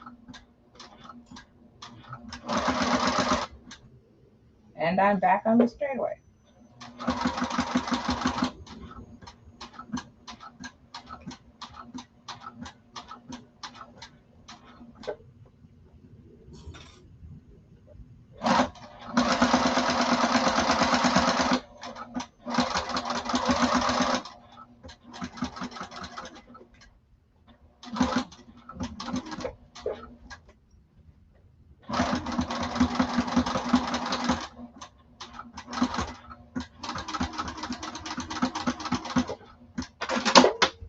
Okay, so that is together.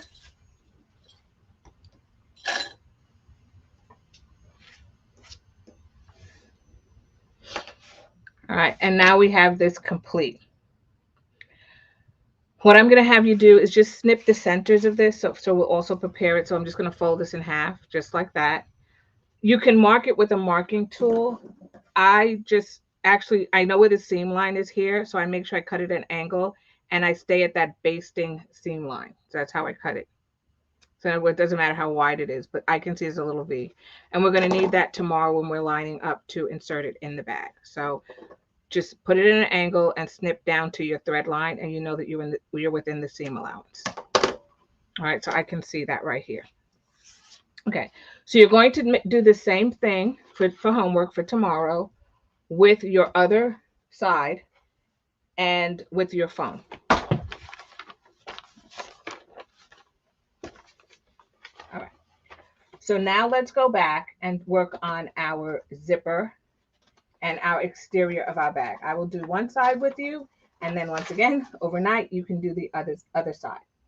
So the first thing I want you to do is grab one of your exterior pieces, and your exterior piece should have been interfaced. Both of them should have been interfaced. So I'm just going to grab one of mine.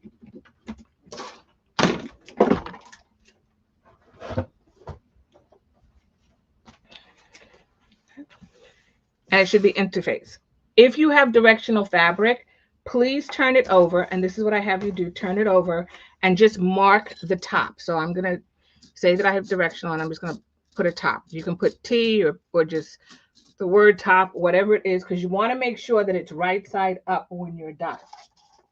Nothing worse than it not being right side up. You're then going to draw a line, and it's going to be a stitch line 3/8 of an inch down. Remember I said we're using a 3/8 of an inch seam allowance? So from your top, you're going to draw a line 3/8 of an inch down. And the reason that I'm doing that is because when I lay the foam on here, it should be 3/8 of an inch down from the very top. I don't want to put the foam all the way up here because it creates bulk. So I'm trying to minimize the bulk, and the way that I do that is by drawing a line that's 3/8 of an inch from the top.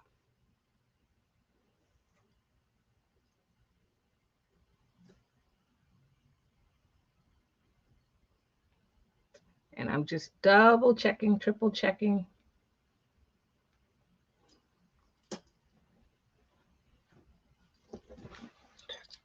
Sorry, I'm going to turn it around only because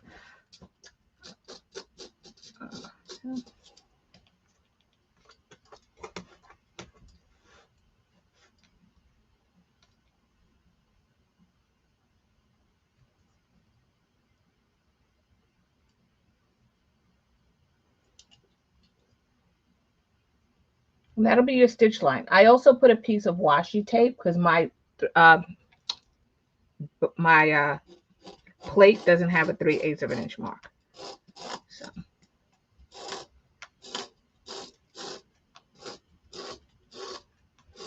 Now, because I need to get close to my zipper, I'm going to use what's known as a skinny foot or a 1/8 foot, or you can use your zipper foot. I use the skinny foot to do certain things, so later on I will be using that. All right. So now you're going to turn this over to your front. This is my top, right? Remember that. I'm going to come back to that in a minute. And what I'm going to do is I'm going to fold my piece in half because I need to measure left and right of my center. I do these marks only because, yes, you can look at it and say, oh, it's this measurement, half of that is this. I use all parts of my cutting mat, so I just don't start at the right corner where the number 1 is. And I hate trying to figure out the math of it, and I have messed up, so I mark centers all the time. And then what I'm going to have you do is also fold it this way and mark the center. So you mark the center, top and bottom, and then mark the sides, because we're going to need to line up our side pieces that we made earlier and that you will do for homework. We want to match up the top and the sides. So I'm going to do that as well.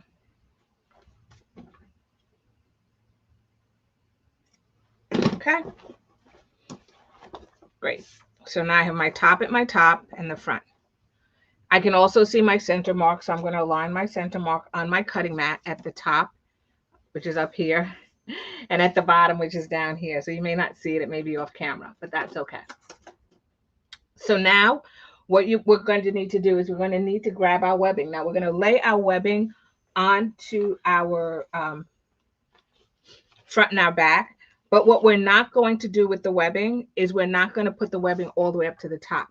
And that's because when we look at our bag, look at any duffel bag, it never ends at the top, right? Because it has a shape, right? There's a shape to it. So there has to be a flat top, which is why you don't go all the way to the top, right? So we're going to need to do that. Now, you can use double-sided tape. You can use paper tape. I'm going to use pins. It's very rare that I use pins, but I'm going to use pins. And when I use the pins, which is what I tell you to do in the directions, when you use your pins, I like using a longer pin rather than a shorter pin. And we're going to pin this in such a way that we do not use our pins and put them on the webbing so that they're this way, right? So we don't want them horizontal. I'm going to pin going down the center like this, and these are pretty long. These are drits, and they're supposed to be ergonomic because they're easy to grab than regular pins, but they're longer. And what I'm going to do is I'm going to pin in a vertical way so that I know that this won't move back and forth. Also, when I put my presser foot on, it bypasses the pin. Okay, so that's why I'm putting them in a vertical and I'm not putting them in a horizontal way. So what you want to do is, starting at the bottom, you want to measure across, and I give you the measurements to the left and the right of center. All right, so you can grab your ruler and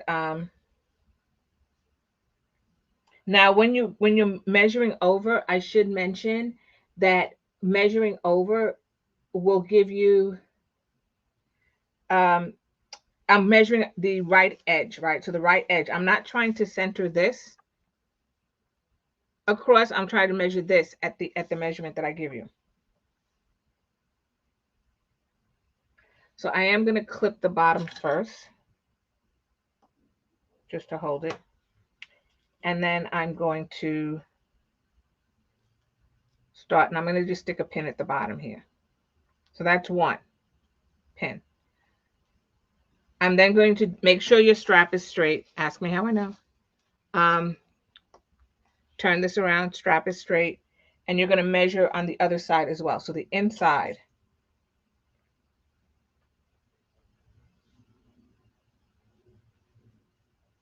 So this inside edge should be whatever the measurement is in the pattern. And it's actually 3.5. So I can tell you that. Because, you know, I'm the pattern writer. I can tell you that. Which means if I'm going 3.5 this way and 3.5 that way, the distance of my strap should be, doing some math here, 7 inches. So that means as I lay this down, I can adjust my strap in such a way that it's 7 inches apart going all the way up. So I don't know if you can see that. And it's the inside of the strap. So you want to make sure you have a consistent distance the entire way up. And that's how I do it. And you can readjust it if you need to. And honestly, this would probably be easier with double-sided tape, but I know everybody doesn't have it. So I'm showing you an alternate way in case you don't have it. So I'm just doing that. All right. And one thing we're going to do is we're going to double check at the bottom down here that we're also the same distance, because it's going to become important when we put on our second part of our bag, the other side of the bag. You want to make sure that the bottom webbing lines up. You don't want to do it and then the bottom webbing doesn't line up. So I'm just going to adjust this a little bit more. Make sure my ruler is straight. Pull my strap in just like that. And I'm going to add pins. Once again, your pins go in the vertical position, not the horizontal position. And that's so that your presser foot can bypass it. All right. So now the next question comes in, how do I know when to stop? So we're going to draw a line at our stop line. All right. So I measure, I just go back in and I measure and I measure. And then I also give you the measurements about how far it should be from this side. So you're going to come back over here and you're going to measure it from the edge, right? And make sure that they're both. And it's looking pretty good, guys. And you're going to measure from both ends. Okay. So now we're going to need to have to stop at a certain point at the top, and we're going to need to mark that as well. All right. So we're going to take our ruler. We're going to measure up, and I give you the where we're going to measure to. And we're going to make a mark like right here.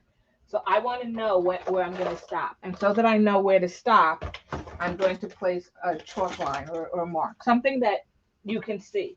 You can put a piece of tape there. If you're sure that the tape won't slip, you can put a piece of paper tape across there, whatever it takes. I'm going to use my chalk marker, and I'm just going to draw a line just like that. So that's where I want to stop. I want to do the same thing on the other strap. So I'm going to measure up. And that's where I want to stop. So I don't, you can absolutely, if you want, you can do it this way, but then you need a very big ruler. So what I do is I just measure the lines, and then I will come back just to make sure at the top, they're at the same spot, right? So they should be, 7 inches apart at the same spot, and they are. So I know my chalk lines probably mean nothing to you, but I know I have to stitch to the bottom of that chalk line because this one's pretty fat. Okay. So next what we're going to do is we're going to sew this on. Oh, before we sew this on. Hardware base. Okay. Before we sew this on to here, the next thing we need to do is we need to attach our foam. So it was easier for me to have you do this than for me to have you do it through the foam. Okay. Oops. So we're going to turn this over like this. You're going to grab your foam, and I have my foam cut right here. And that piece that I said, remember I said it's 1/8 of an inch from the top over here. You're going to, 3/8 of an inch, you're going to make sure that you match the foam to that 3/8 of an inch line. Because we don't want it in the seam allowance. And we're going to be stitching this. So we're going to line that up. Okay. Then you're going to clip, not with your scissor, but you're going to clip down the side. So if you want, you can go a little bit over that 3/8 of an inch if you want. You don't have to. I know it seems odd because when I sew my zipper, I'm going to be 3/8 of an inch. But when the zipper goes in at 3/8 of an inch, I'm then going to fold this piece over and I'm going to top stitch it. So that's what it will lock in the foam.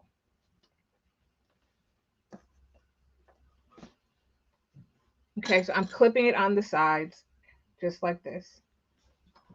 When I go to the sewing machine, I'm going to base the foam first, and then I'm going to sew my webbing down. Make sure, like I said, that you get as close as you can. If you go a little bit over that 3/8 of an inch, that's preferable to going under it, right? Because we want to make sure when we fold this piece over the 3/8 inch, we actually are going to catch that foam. So I'm just trying to keep the bulk away, which is why I cut it shorter. You will have, if you look at the directions, you will have a longer piece of foam at the bottom because I have you cut the foam the same length, but you should have about 3/8 of an inch at the bottom overage. So we're going to cut that off later.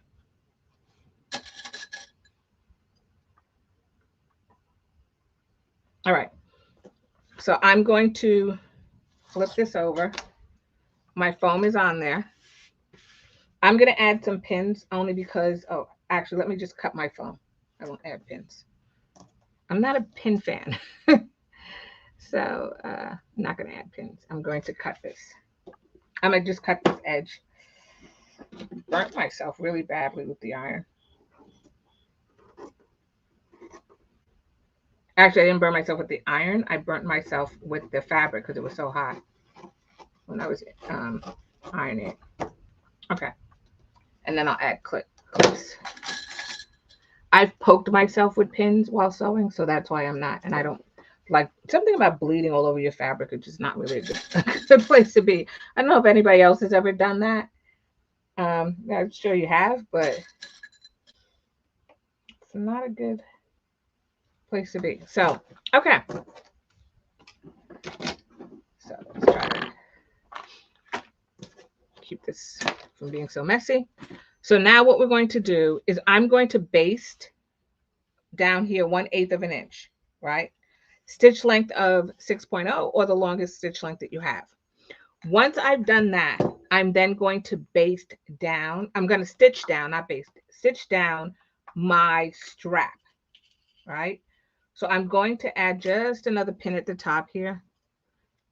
I don't want it shifting. And I'll just add that one horizontal because I'm not going to go that far anyway. But I just don't want this to shift when I'm sewing.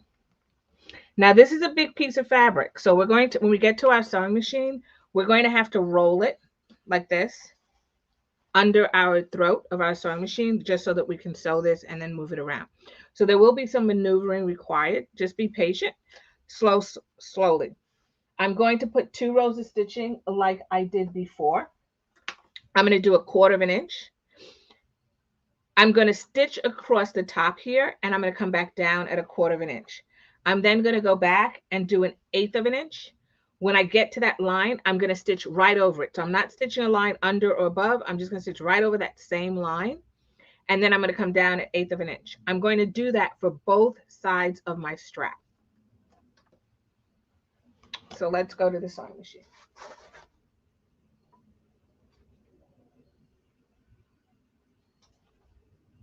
Okay. So I'm going to start at the bottom to baste. I don't start at the top. I don't know why. I try to start at the bottom. Make sure when you get to the top of your, and I'll say this again when I get there, make sure that your fabric is not folded down. It has to be folded up. So I still have my stitch length of 6 from before.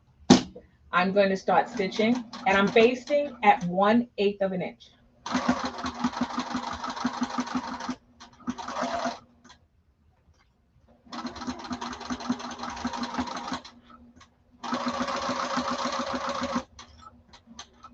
So now I'm getting to the top. Make sure you unfold your fabric. It should not be folded under, and you're going to stitch straight up. Now I do this in pieces. You can go down and across the bottom. I find that sometimes your fabric will be distorted. So I sew up or down the sides and then across the bottom when I'm done.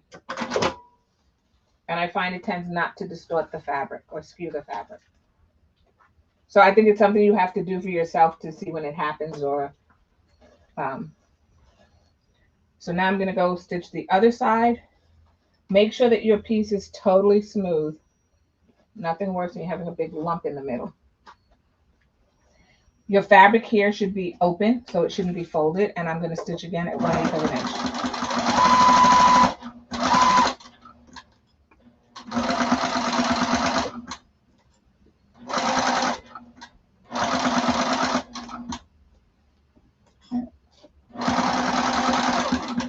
And I do back tap. Okay.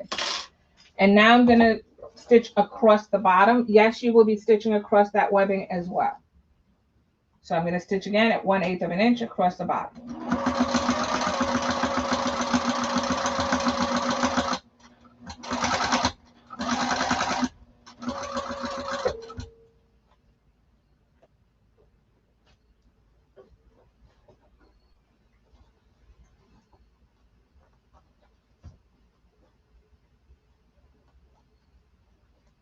And I'm just pulling my webbing because my bag is hanging off the edge. I don't have I don't have my table up over here, so I'm just pulling my webbing. But you shouldn't have to do that. It should be totally fine. Okay. And now I've done that. So that now the next thing to do is to stitch down your webbing onto your front or back, whichever side it is. Once again, I'm going to go at 1/8 of an inch. My pin is in the middle, so I should be very easy for me to bypass it as I sew. If you can't bypass it, just take it out. But like I said, vertical is better because you should be able to bypass it. I'm going to use a stitch length of between 4 and 4.5. And that's because I'm top stitching. I'm starting with 1/4 of an inch seam allowance. I'm stitching on the webbing. And you can see I'm going to bypass that pin. But take your time.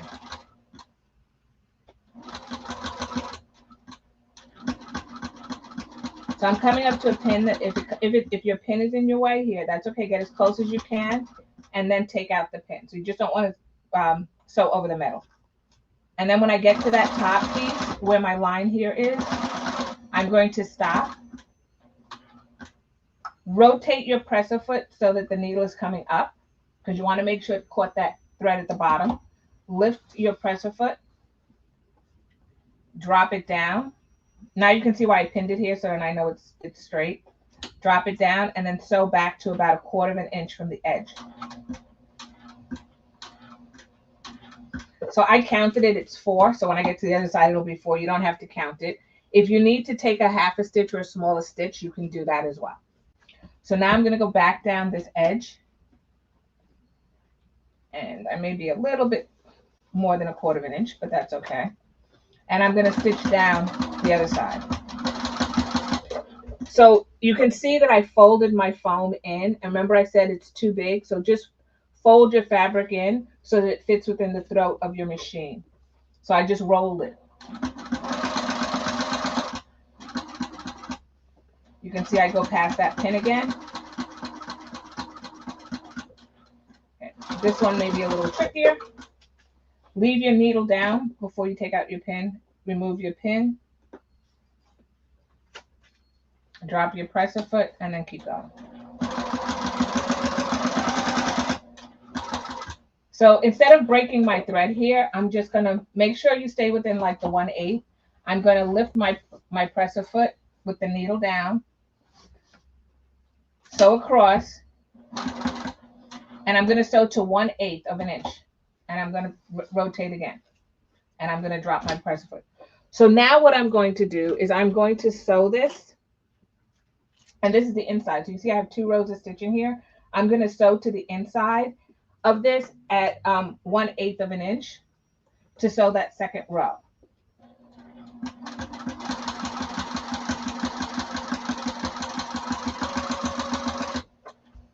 I'm going to take out my pin because I don't need it anymore.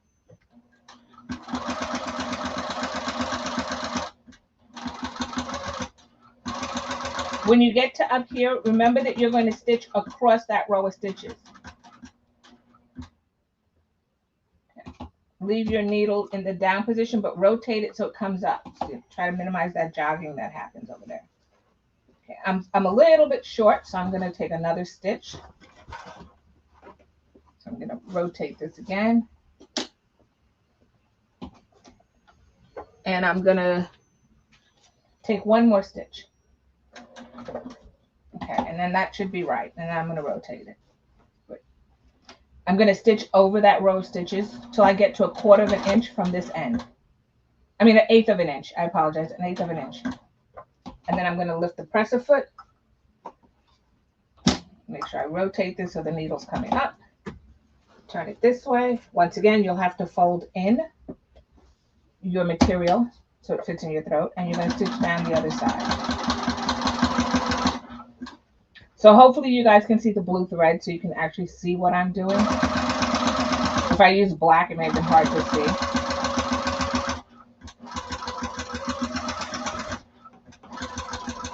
And then when I get to the bottom, I am going to back tack. Okay, and I'm done. So that was one side. I'm going to do the same to the other side. That's why I said I'm going to leave you to do the other piece. I'll show you how to do one side, and I'll leave you to do the other piece as homework because I'm guessing you don't want to watch me sew. So I'm going to rotate it. First, I do 1/4 of an inch, and like I said, because I find that doing the 1/4 and then the 1/2 helps things to lay flatter. I'm going to start stitching. Notice that I bypassed those pins again.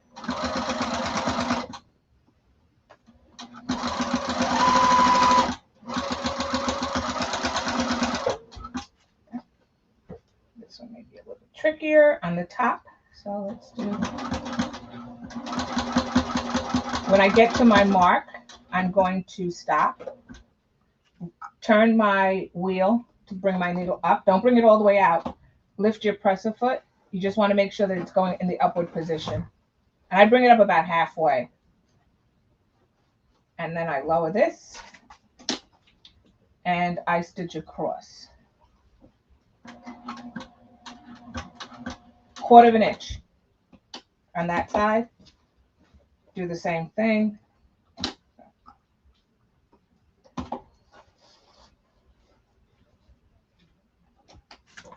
And I stitch down.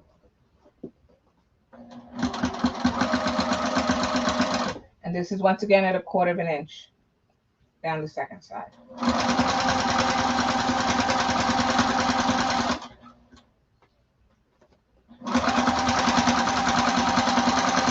I don't cut my thread. I just get down to that 1/8 of an inch and I rotate it, and then I go to 1/8 of an inch over here on that side. Lift the presser foot, rotate it again, and then I do my 1/8 of an inch stitching.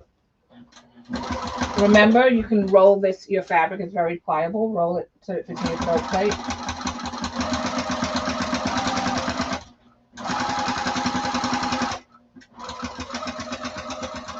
When you get to this line at the top, You're going to go back over that row of stitching, rotate your wheel so that the needle is coming up again. Lift your presser foot, pivot, stitch back over that row of stitching till you get to 1/8 on the other side.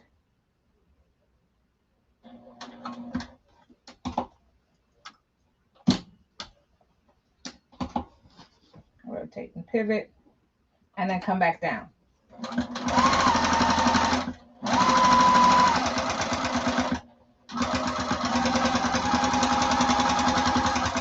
And then back. Cut your thread. Okay. So now that we've done that,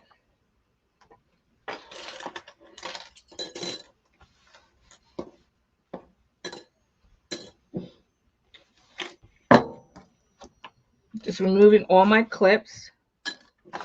I'm going to trim this up at the bottom because I don't need that extra foam anymore.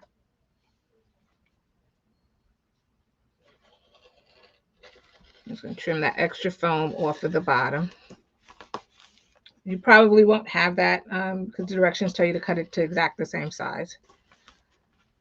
But the foam you should have at the bottom. You won't have anything on the side. And the reason it should be about 3/8 of an inch. And because it was easier to just give you the directions, so it was exactly the same size. But what I'm having you do is trim that off. So now what I want to do over here is, for some reason I have extra foam. So I'm going to cut that as well. Okay.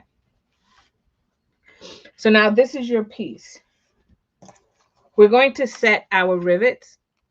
I do recommend that when you're using rivets, you do use some type of reinforcement on the back. I gave in the kit Duffle Heavy. You can use scrap vinyl. You can use a piece of waterproof canvas. I would not recommend that you use fabric because it stretches. And the whole purpose of this is to stop your rivet from pulling through the fabric. So you want to use something that's going to be pretty stable and not so thick. You could use this if you wanted to. Personally, this may be too thick. You may find it too thick, but just try to put something that you're not going to have to worry about it ripping through, because you're trying to stabilize is what you're doing, those rivets. So once again, I mentioned it doesn't matter if you have a rivet machine. I always think it's a good idea to know how to do things without like a fancy tool. So we're going to do it manually. I do have a rivet press, but we're going to do it without the rivet press. So these kits are pretty simple to get. You can get them on Amazon. I created this kit for the subscription box members, so nobody would have to go out and buy a kit. And then there were two colors. One is the gold, which I carry, and then the other one are these black ones as well.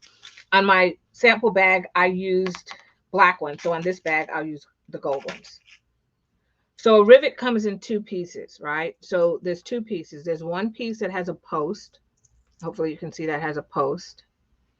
See that? And then there's another piece that doesn't have a post. Okay. What we're going to do is we're going to punch a hole. We're going to put a hole right into our strap.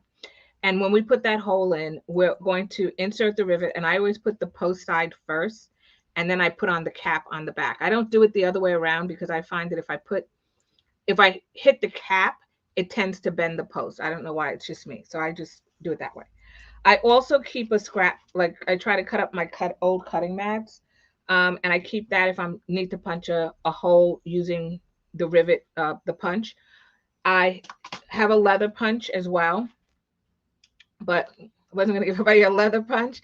So the hand punch, but I keep this so that I don't punch divots in my cutting mat. So I don't know if you can see, there's like little, see that? There's little circles. That's because I use the punch. So it'll create divots if I did it on my regular cutting mat. So I keep these pieces for this purpose, to be able to cut, punch holes without having to worry about my cutting mat. So that's just a tip. So now I put that piece under here, and I'm going to measure down to punch the hole for my rivets. So the first thing we're going to do, I don't want to lose these rivets, is we're going to measure down, and I have you measure down. I'm on page 20. I have you measure down, and it's centered, roughly centered. but I have you measure down, and it is 1/4 of an inch from your horizontal stitch line. So if you do this and you measure down 1/4 of an inch from your horizontal stitch line, so this is 1/2 inch, that's 1/4 inch. So it's pretty close. It's pretty darn close to that line. It doesn't really matter, honestly, if you want to do it at 1/2 inch and then you want to do the other one, another 1/2 inch, that's totally fine. Just make sure that you do the same for this. So it doesn't really matter. If you want to set them further apart, you can. If you want to put a whole row of them, you can. But I have you measure down 1/4 of an inch, which is like right here. Then I have you take your hole punch. You're going to put your hole punch on that spot. You're going to get your hammer or your mallet. I'm going to use a hammer. Hold it straight, and you're going to punch a hole. So you should only have to give it like 1 or 2 whacks. And then it should put a hole in it. So I don't know if you can see that. I can show you from the opposite side. You can see there's a hole in that. So once you've done that, you're then going to put another hole in here. And you're going to measure down from this part. And you're going to go down. And the next hole that you're going to put in is going to be 3/4 of an inch down from the first hole, right? So we're going to go from here to there. I have you measured on here. So if you did it on here, you would measure down, a 1/2 inch on here and then 1 1/4. But it's 3/4 of an inch down on here. So we're going to do that. And we're going to go 3/4. And like I said, you try to get it like center. It's easy if your stitches over here were straight because you can line this up with that seam line and you know that it's straight, right? So we're going to measure down from here to here. And that's where I'm going to put my other one. And it doesn't, like if you're a little bit off, it doesn't matter. And then I have a second hole.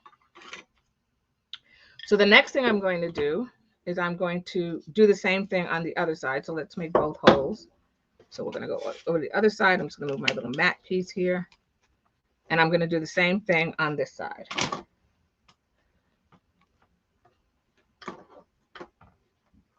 Oops.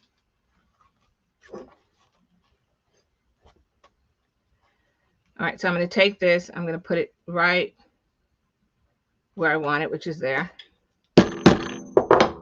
And yes, these wear out over time, so you will find that you have to replace them, but they're inexpensive enough to replace.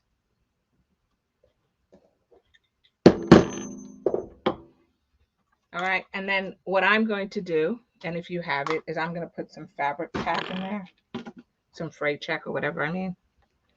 I'll put some fray check. And it may be a little bit off. It's totally fine if your holes aren't like exactly lined up, but get them as close as you can. And then what we're going to do is we're going to take this piece, which is our backing piece, to give it stability, and we're going to do the same thing with those. So we're going to measure down on here, and we're going to place 2 marks.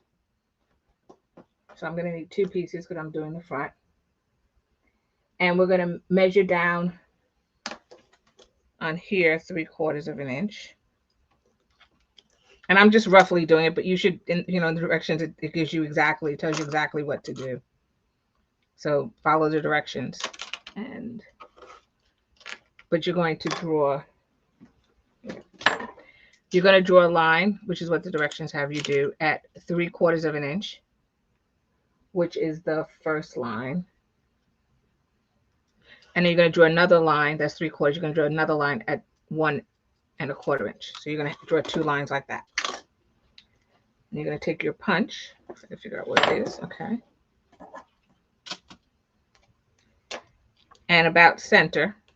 This is going to be on the back, so if it's not exact, you'll be fine. And you're going to whack it.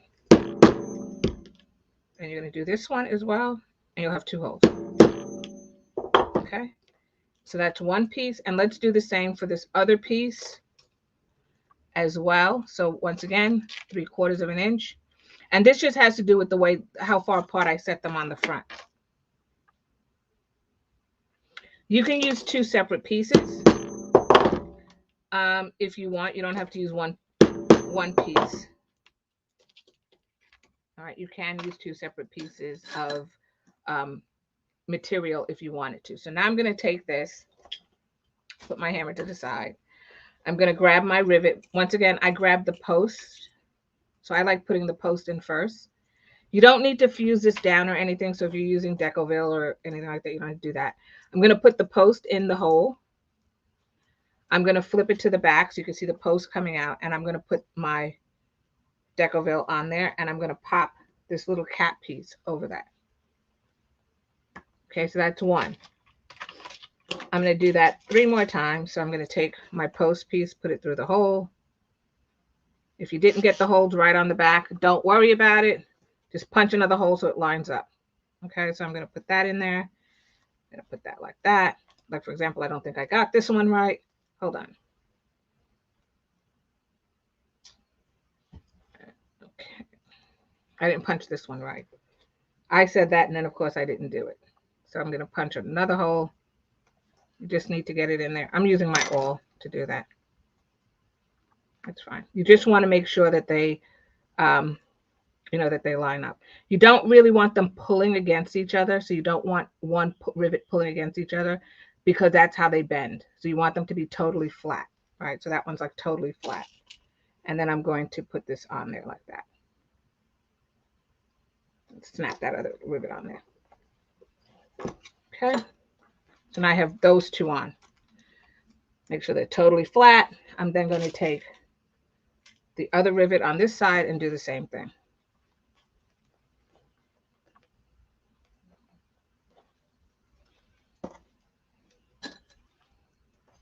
And because I, of course, punched the hole wrong on one, I punched it wrong on the other one too. So, and you're going to put the cap on the back, just like that. Get your other rivet, put it on the front, the post, and then we're going to line up these holes on the back. And then we're going to put on the back. All right. So we're not done yet. So the next thing you have to do is set it, because if you don't set it, these rivets will pop off. Sounds like a slang term, pop off. Okay. So we're going to take this piece here. And if you look at it, there's a piece that's larger on one side. So it's smaller on that side and larger on this side. I don't know if you can see that. I'm using the largest side. I am going to take my rivet cap and I'm going to match it up to that larger size hole. So I'm just going to match them up. And this cap should sit nicely in that hole. So it should sit right in that hole. It should, and that's very important. Then what I'm going to do is I'm going to get my setting tool and my hammer again, as soon as I find it.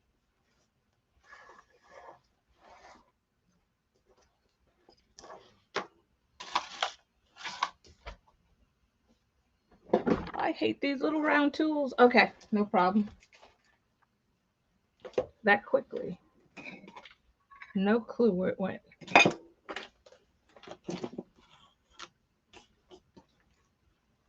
All right, no problem. So let me get another one.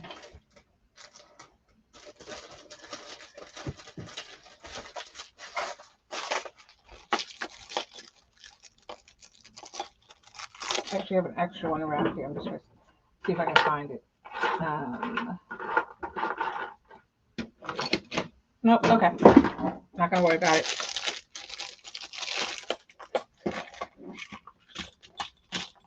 It's going to pop up when I least expect it. Okay, so we're going to take this. I'm going to stick it under here. We're going to make sure that it sits. It's cupped. It should cup your rivet. And when you hammer this, you want to make sure, I can feel it snap in. And these come in different sizes, by the way, right? So the rivet length comes in different sizes. The heads come in different sizes. And the tooling, this tooling comes in different sizing. So you want to make sure it actually fits the rivet that you're using. I hold it near the bottom, but one thing I can tell you is be careful about that. So hold it on these knurls, but near the bottom. That's a rough part here, but near the bottom because it helps to set it, and make sure that it's as perpendicular as you can get it. You're then going to whack it or hit it. Like, don't be gentle. You're going to hit it, I would say 2 or 3 times.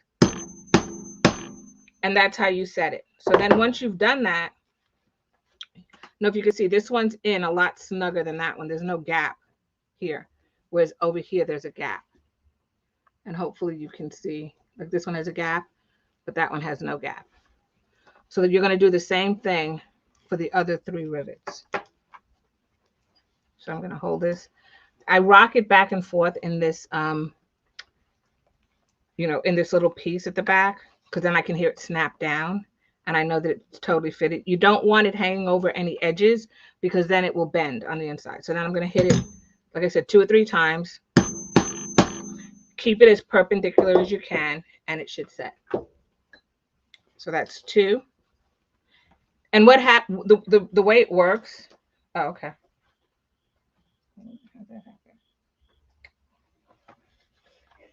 I found it. The way that happens, it rolled actually in my open seam. The way that this happens is when you hit it, that post piece, this piece that's here, if you ever look at it, it has like a little dimple on the side of it here. It bends, so it gets wider, and that's how it locks into the cap on the other end. So that's how a rivet kind of works. So I'm going to put this in here like this. Rock it back and forth. Make sure it's nicely set. There should be a side there that's concave, so it's going in. Make sure that's set. Once again, as perpendicular as possible to your cutting mat. You want to hold it. You don't want to hold it at an angle. It's got to be perpendicular. Hit it about 2 or 3 times. You can even hit it 4 times if you want. But I'm definitely not gentle with it. I give it a good, nice whack. And then I have one more, which is this one at the bottom. Rock it like that. I heard it snap, and then we're going to whack it. So these are what's known as, these are 9mm, meaning the head is very wide. There's some that's smaller, like 6, but it's 9mm by, and then the shank part of it is 9mm long. That's how they come. You can get a shorter shank, which is 8mm or 6mm, and usually you get them based on the thickness of your material. So that's when you would get either a longer or a shorter shank. If you want, you don't use a long shank on something maybe this thin. Like I wouldn't use a 10mm, but I would use a 9mm if it was thick, because of the thickness. And you can get them, like I said, shorter. So this one didn't set. I could feel it was wobbling. So I'm just going to give it another little whack. Okay, so then that's how you set your rivets. Thank you so much, Fauna. Enjoy your dinner. I'm almost done. I have to put in my zipper. And then I think we will be done. So I'm going to, we'll be done with the front. So now you should understand how to do the front part. You're then going to do the same thing for the back part. So you're going to do, I'm going to do the zipper on 1/2, but you're going to go back as homework along with your side piece, the other side piece that you're going to sew. Sorry about that cellophane. It drives people crazy, and I apologize. But we're going to go back with the other side, and you're going to do it the same way, right? You're going to clip it in place using your pins or tape. 2 rows of stitching, just like I did.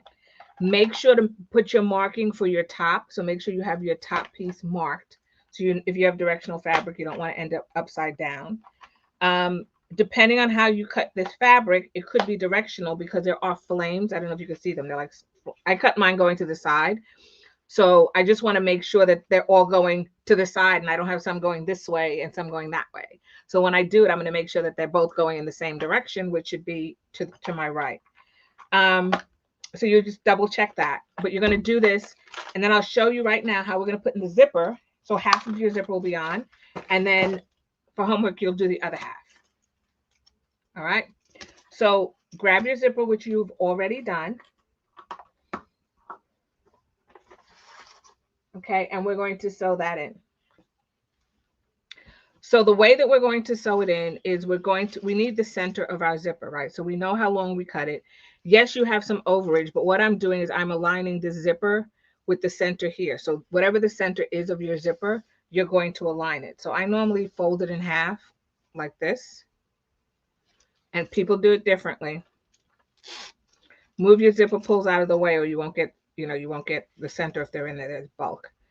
Fold it in half like this. I'm going to snip it.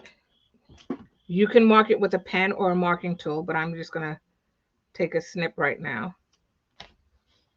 Because I'm concerned about fraying, I will add some fray check on here. So I'm going to add a little fray check here. And I'm going to do the same for the other side, right? Because that is fabric and it may fray. I won't say it will, but it may. So I'm just going to be preventive about it. And I'm just going to add some fray check over here. Okay. Make sure to just take little snips. I'm going to be 3/8 of an inch, so I'm pretty good with, you know, the way I snipped it. But make sure you just snip it just enough. That's not enough to worry about. It is a big snip, but it's not enough to worry about. So now we mark the center at the top here. So what I'm going to do is take my zipper. I'm going to lay it matching the center of my zipper with the center of my top of my fabric. And I'm going to clip it in place. I'm going to suggest that you not pin this in place. You can use double-sided tape, but I am going to highly recommend you do not pin it because pinning will distort the fabric as you're starting to sew it. You can also iron this. So normally I would iron this piece, which is the zipper, the material of the zipper, and I will iron it from the wrong side because I don't want to melt the teeth on the other side, just to flatten it out as much as possible. I also normally use double-sided tape, but not everybody has it, so I'm going to just clip it in place. Don't worry about this overage over here. We're going to actually snip it off when we're done.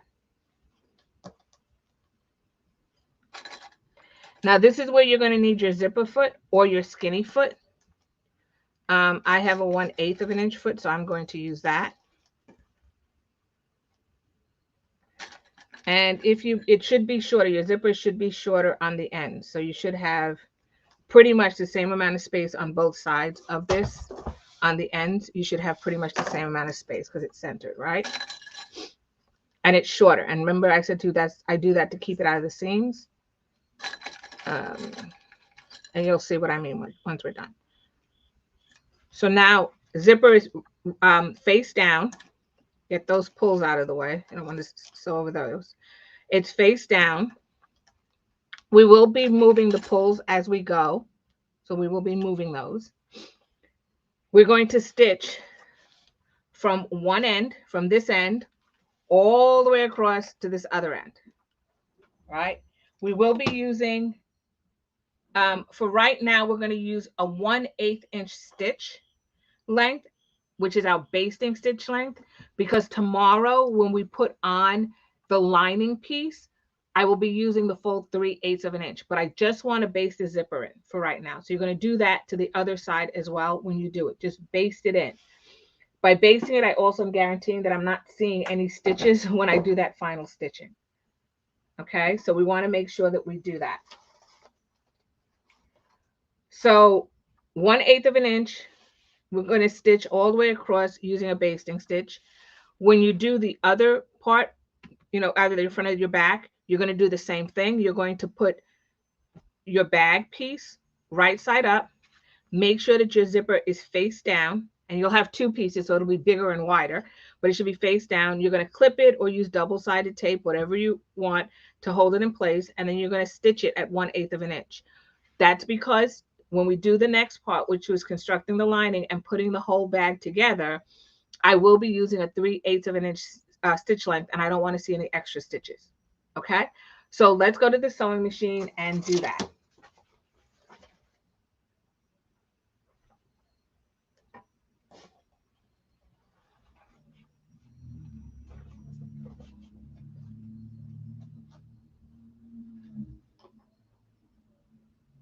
Okay, so I'm going to start a little bit off of this.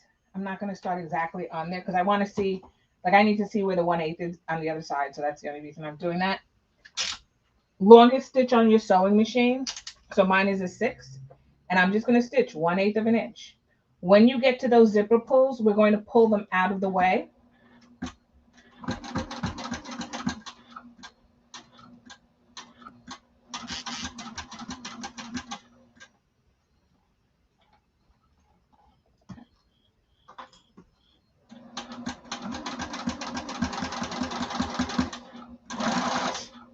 So I'm coming to the zipper pulls. I'm going to pull them out of the way.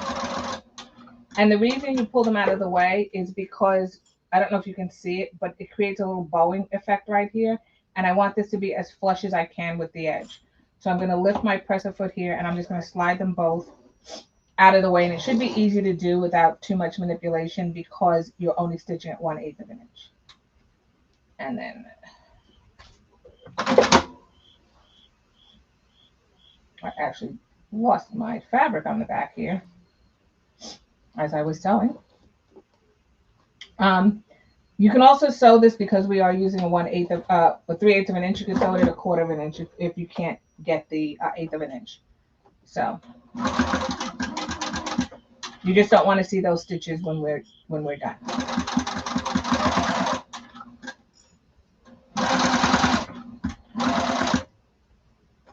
Okay.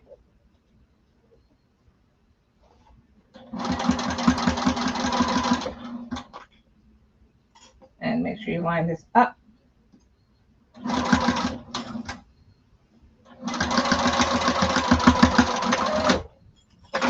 Okay, so I've basted this in. It will go in, and I keep saying it, but I don't want you to panic.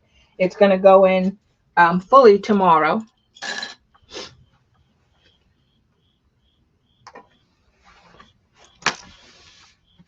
Okay, and that's what it should look like, right? So this is going to fold over just like that. Tomorrow you will have your back piece on. I'll have my back piece on. I will have my rivets in place for both pieces, and I would have constructed the front. Make sure that you check out the positioning of your fabric. So you don't want your fabric going in 50 different directions, unless that's what you want. You know, that could be your design feature or enhancement, and that's totally fine. But you want to make sure that everything's going in the right direction. And so the best way to do that is to lay your fabric on the side and then line up the other piece of fabric, right? So if they should be going this way, they should be going, all the flames, like my flame should be going this way, the other piece should also be going that way. Then I know that it's right. And I know that this is the bottom and the other end is the top. If you have your print going towards the top, when you lay the other piece, it should also be going towards the top or in the opposite direction of this piece that we just did. So they should be going this way so that when you fold it up, they're both going towards the top. So that's why it's important that you mark the top and the bottom.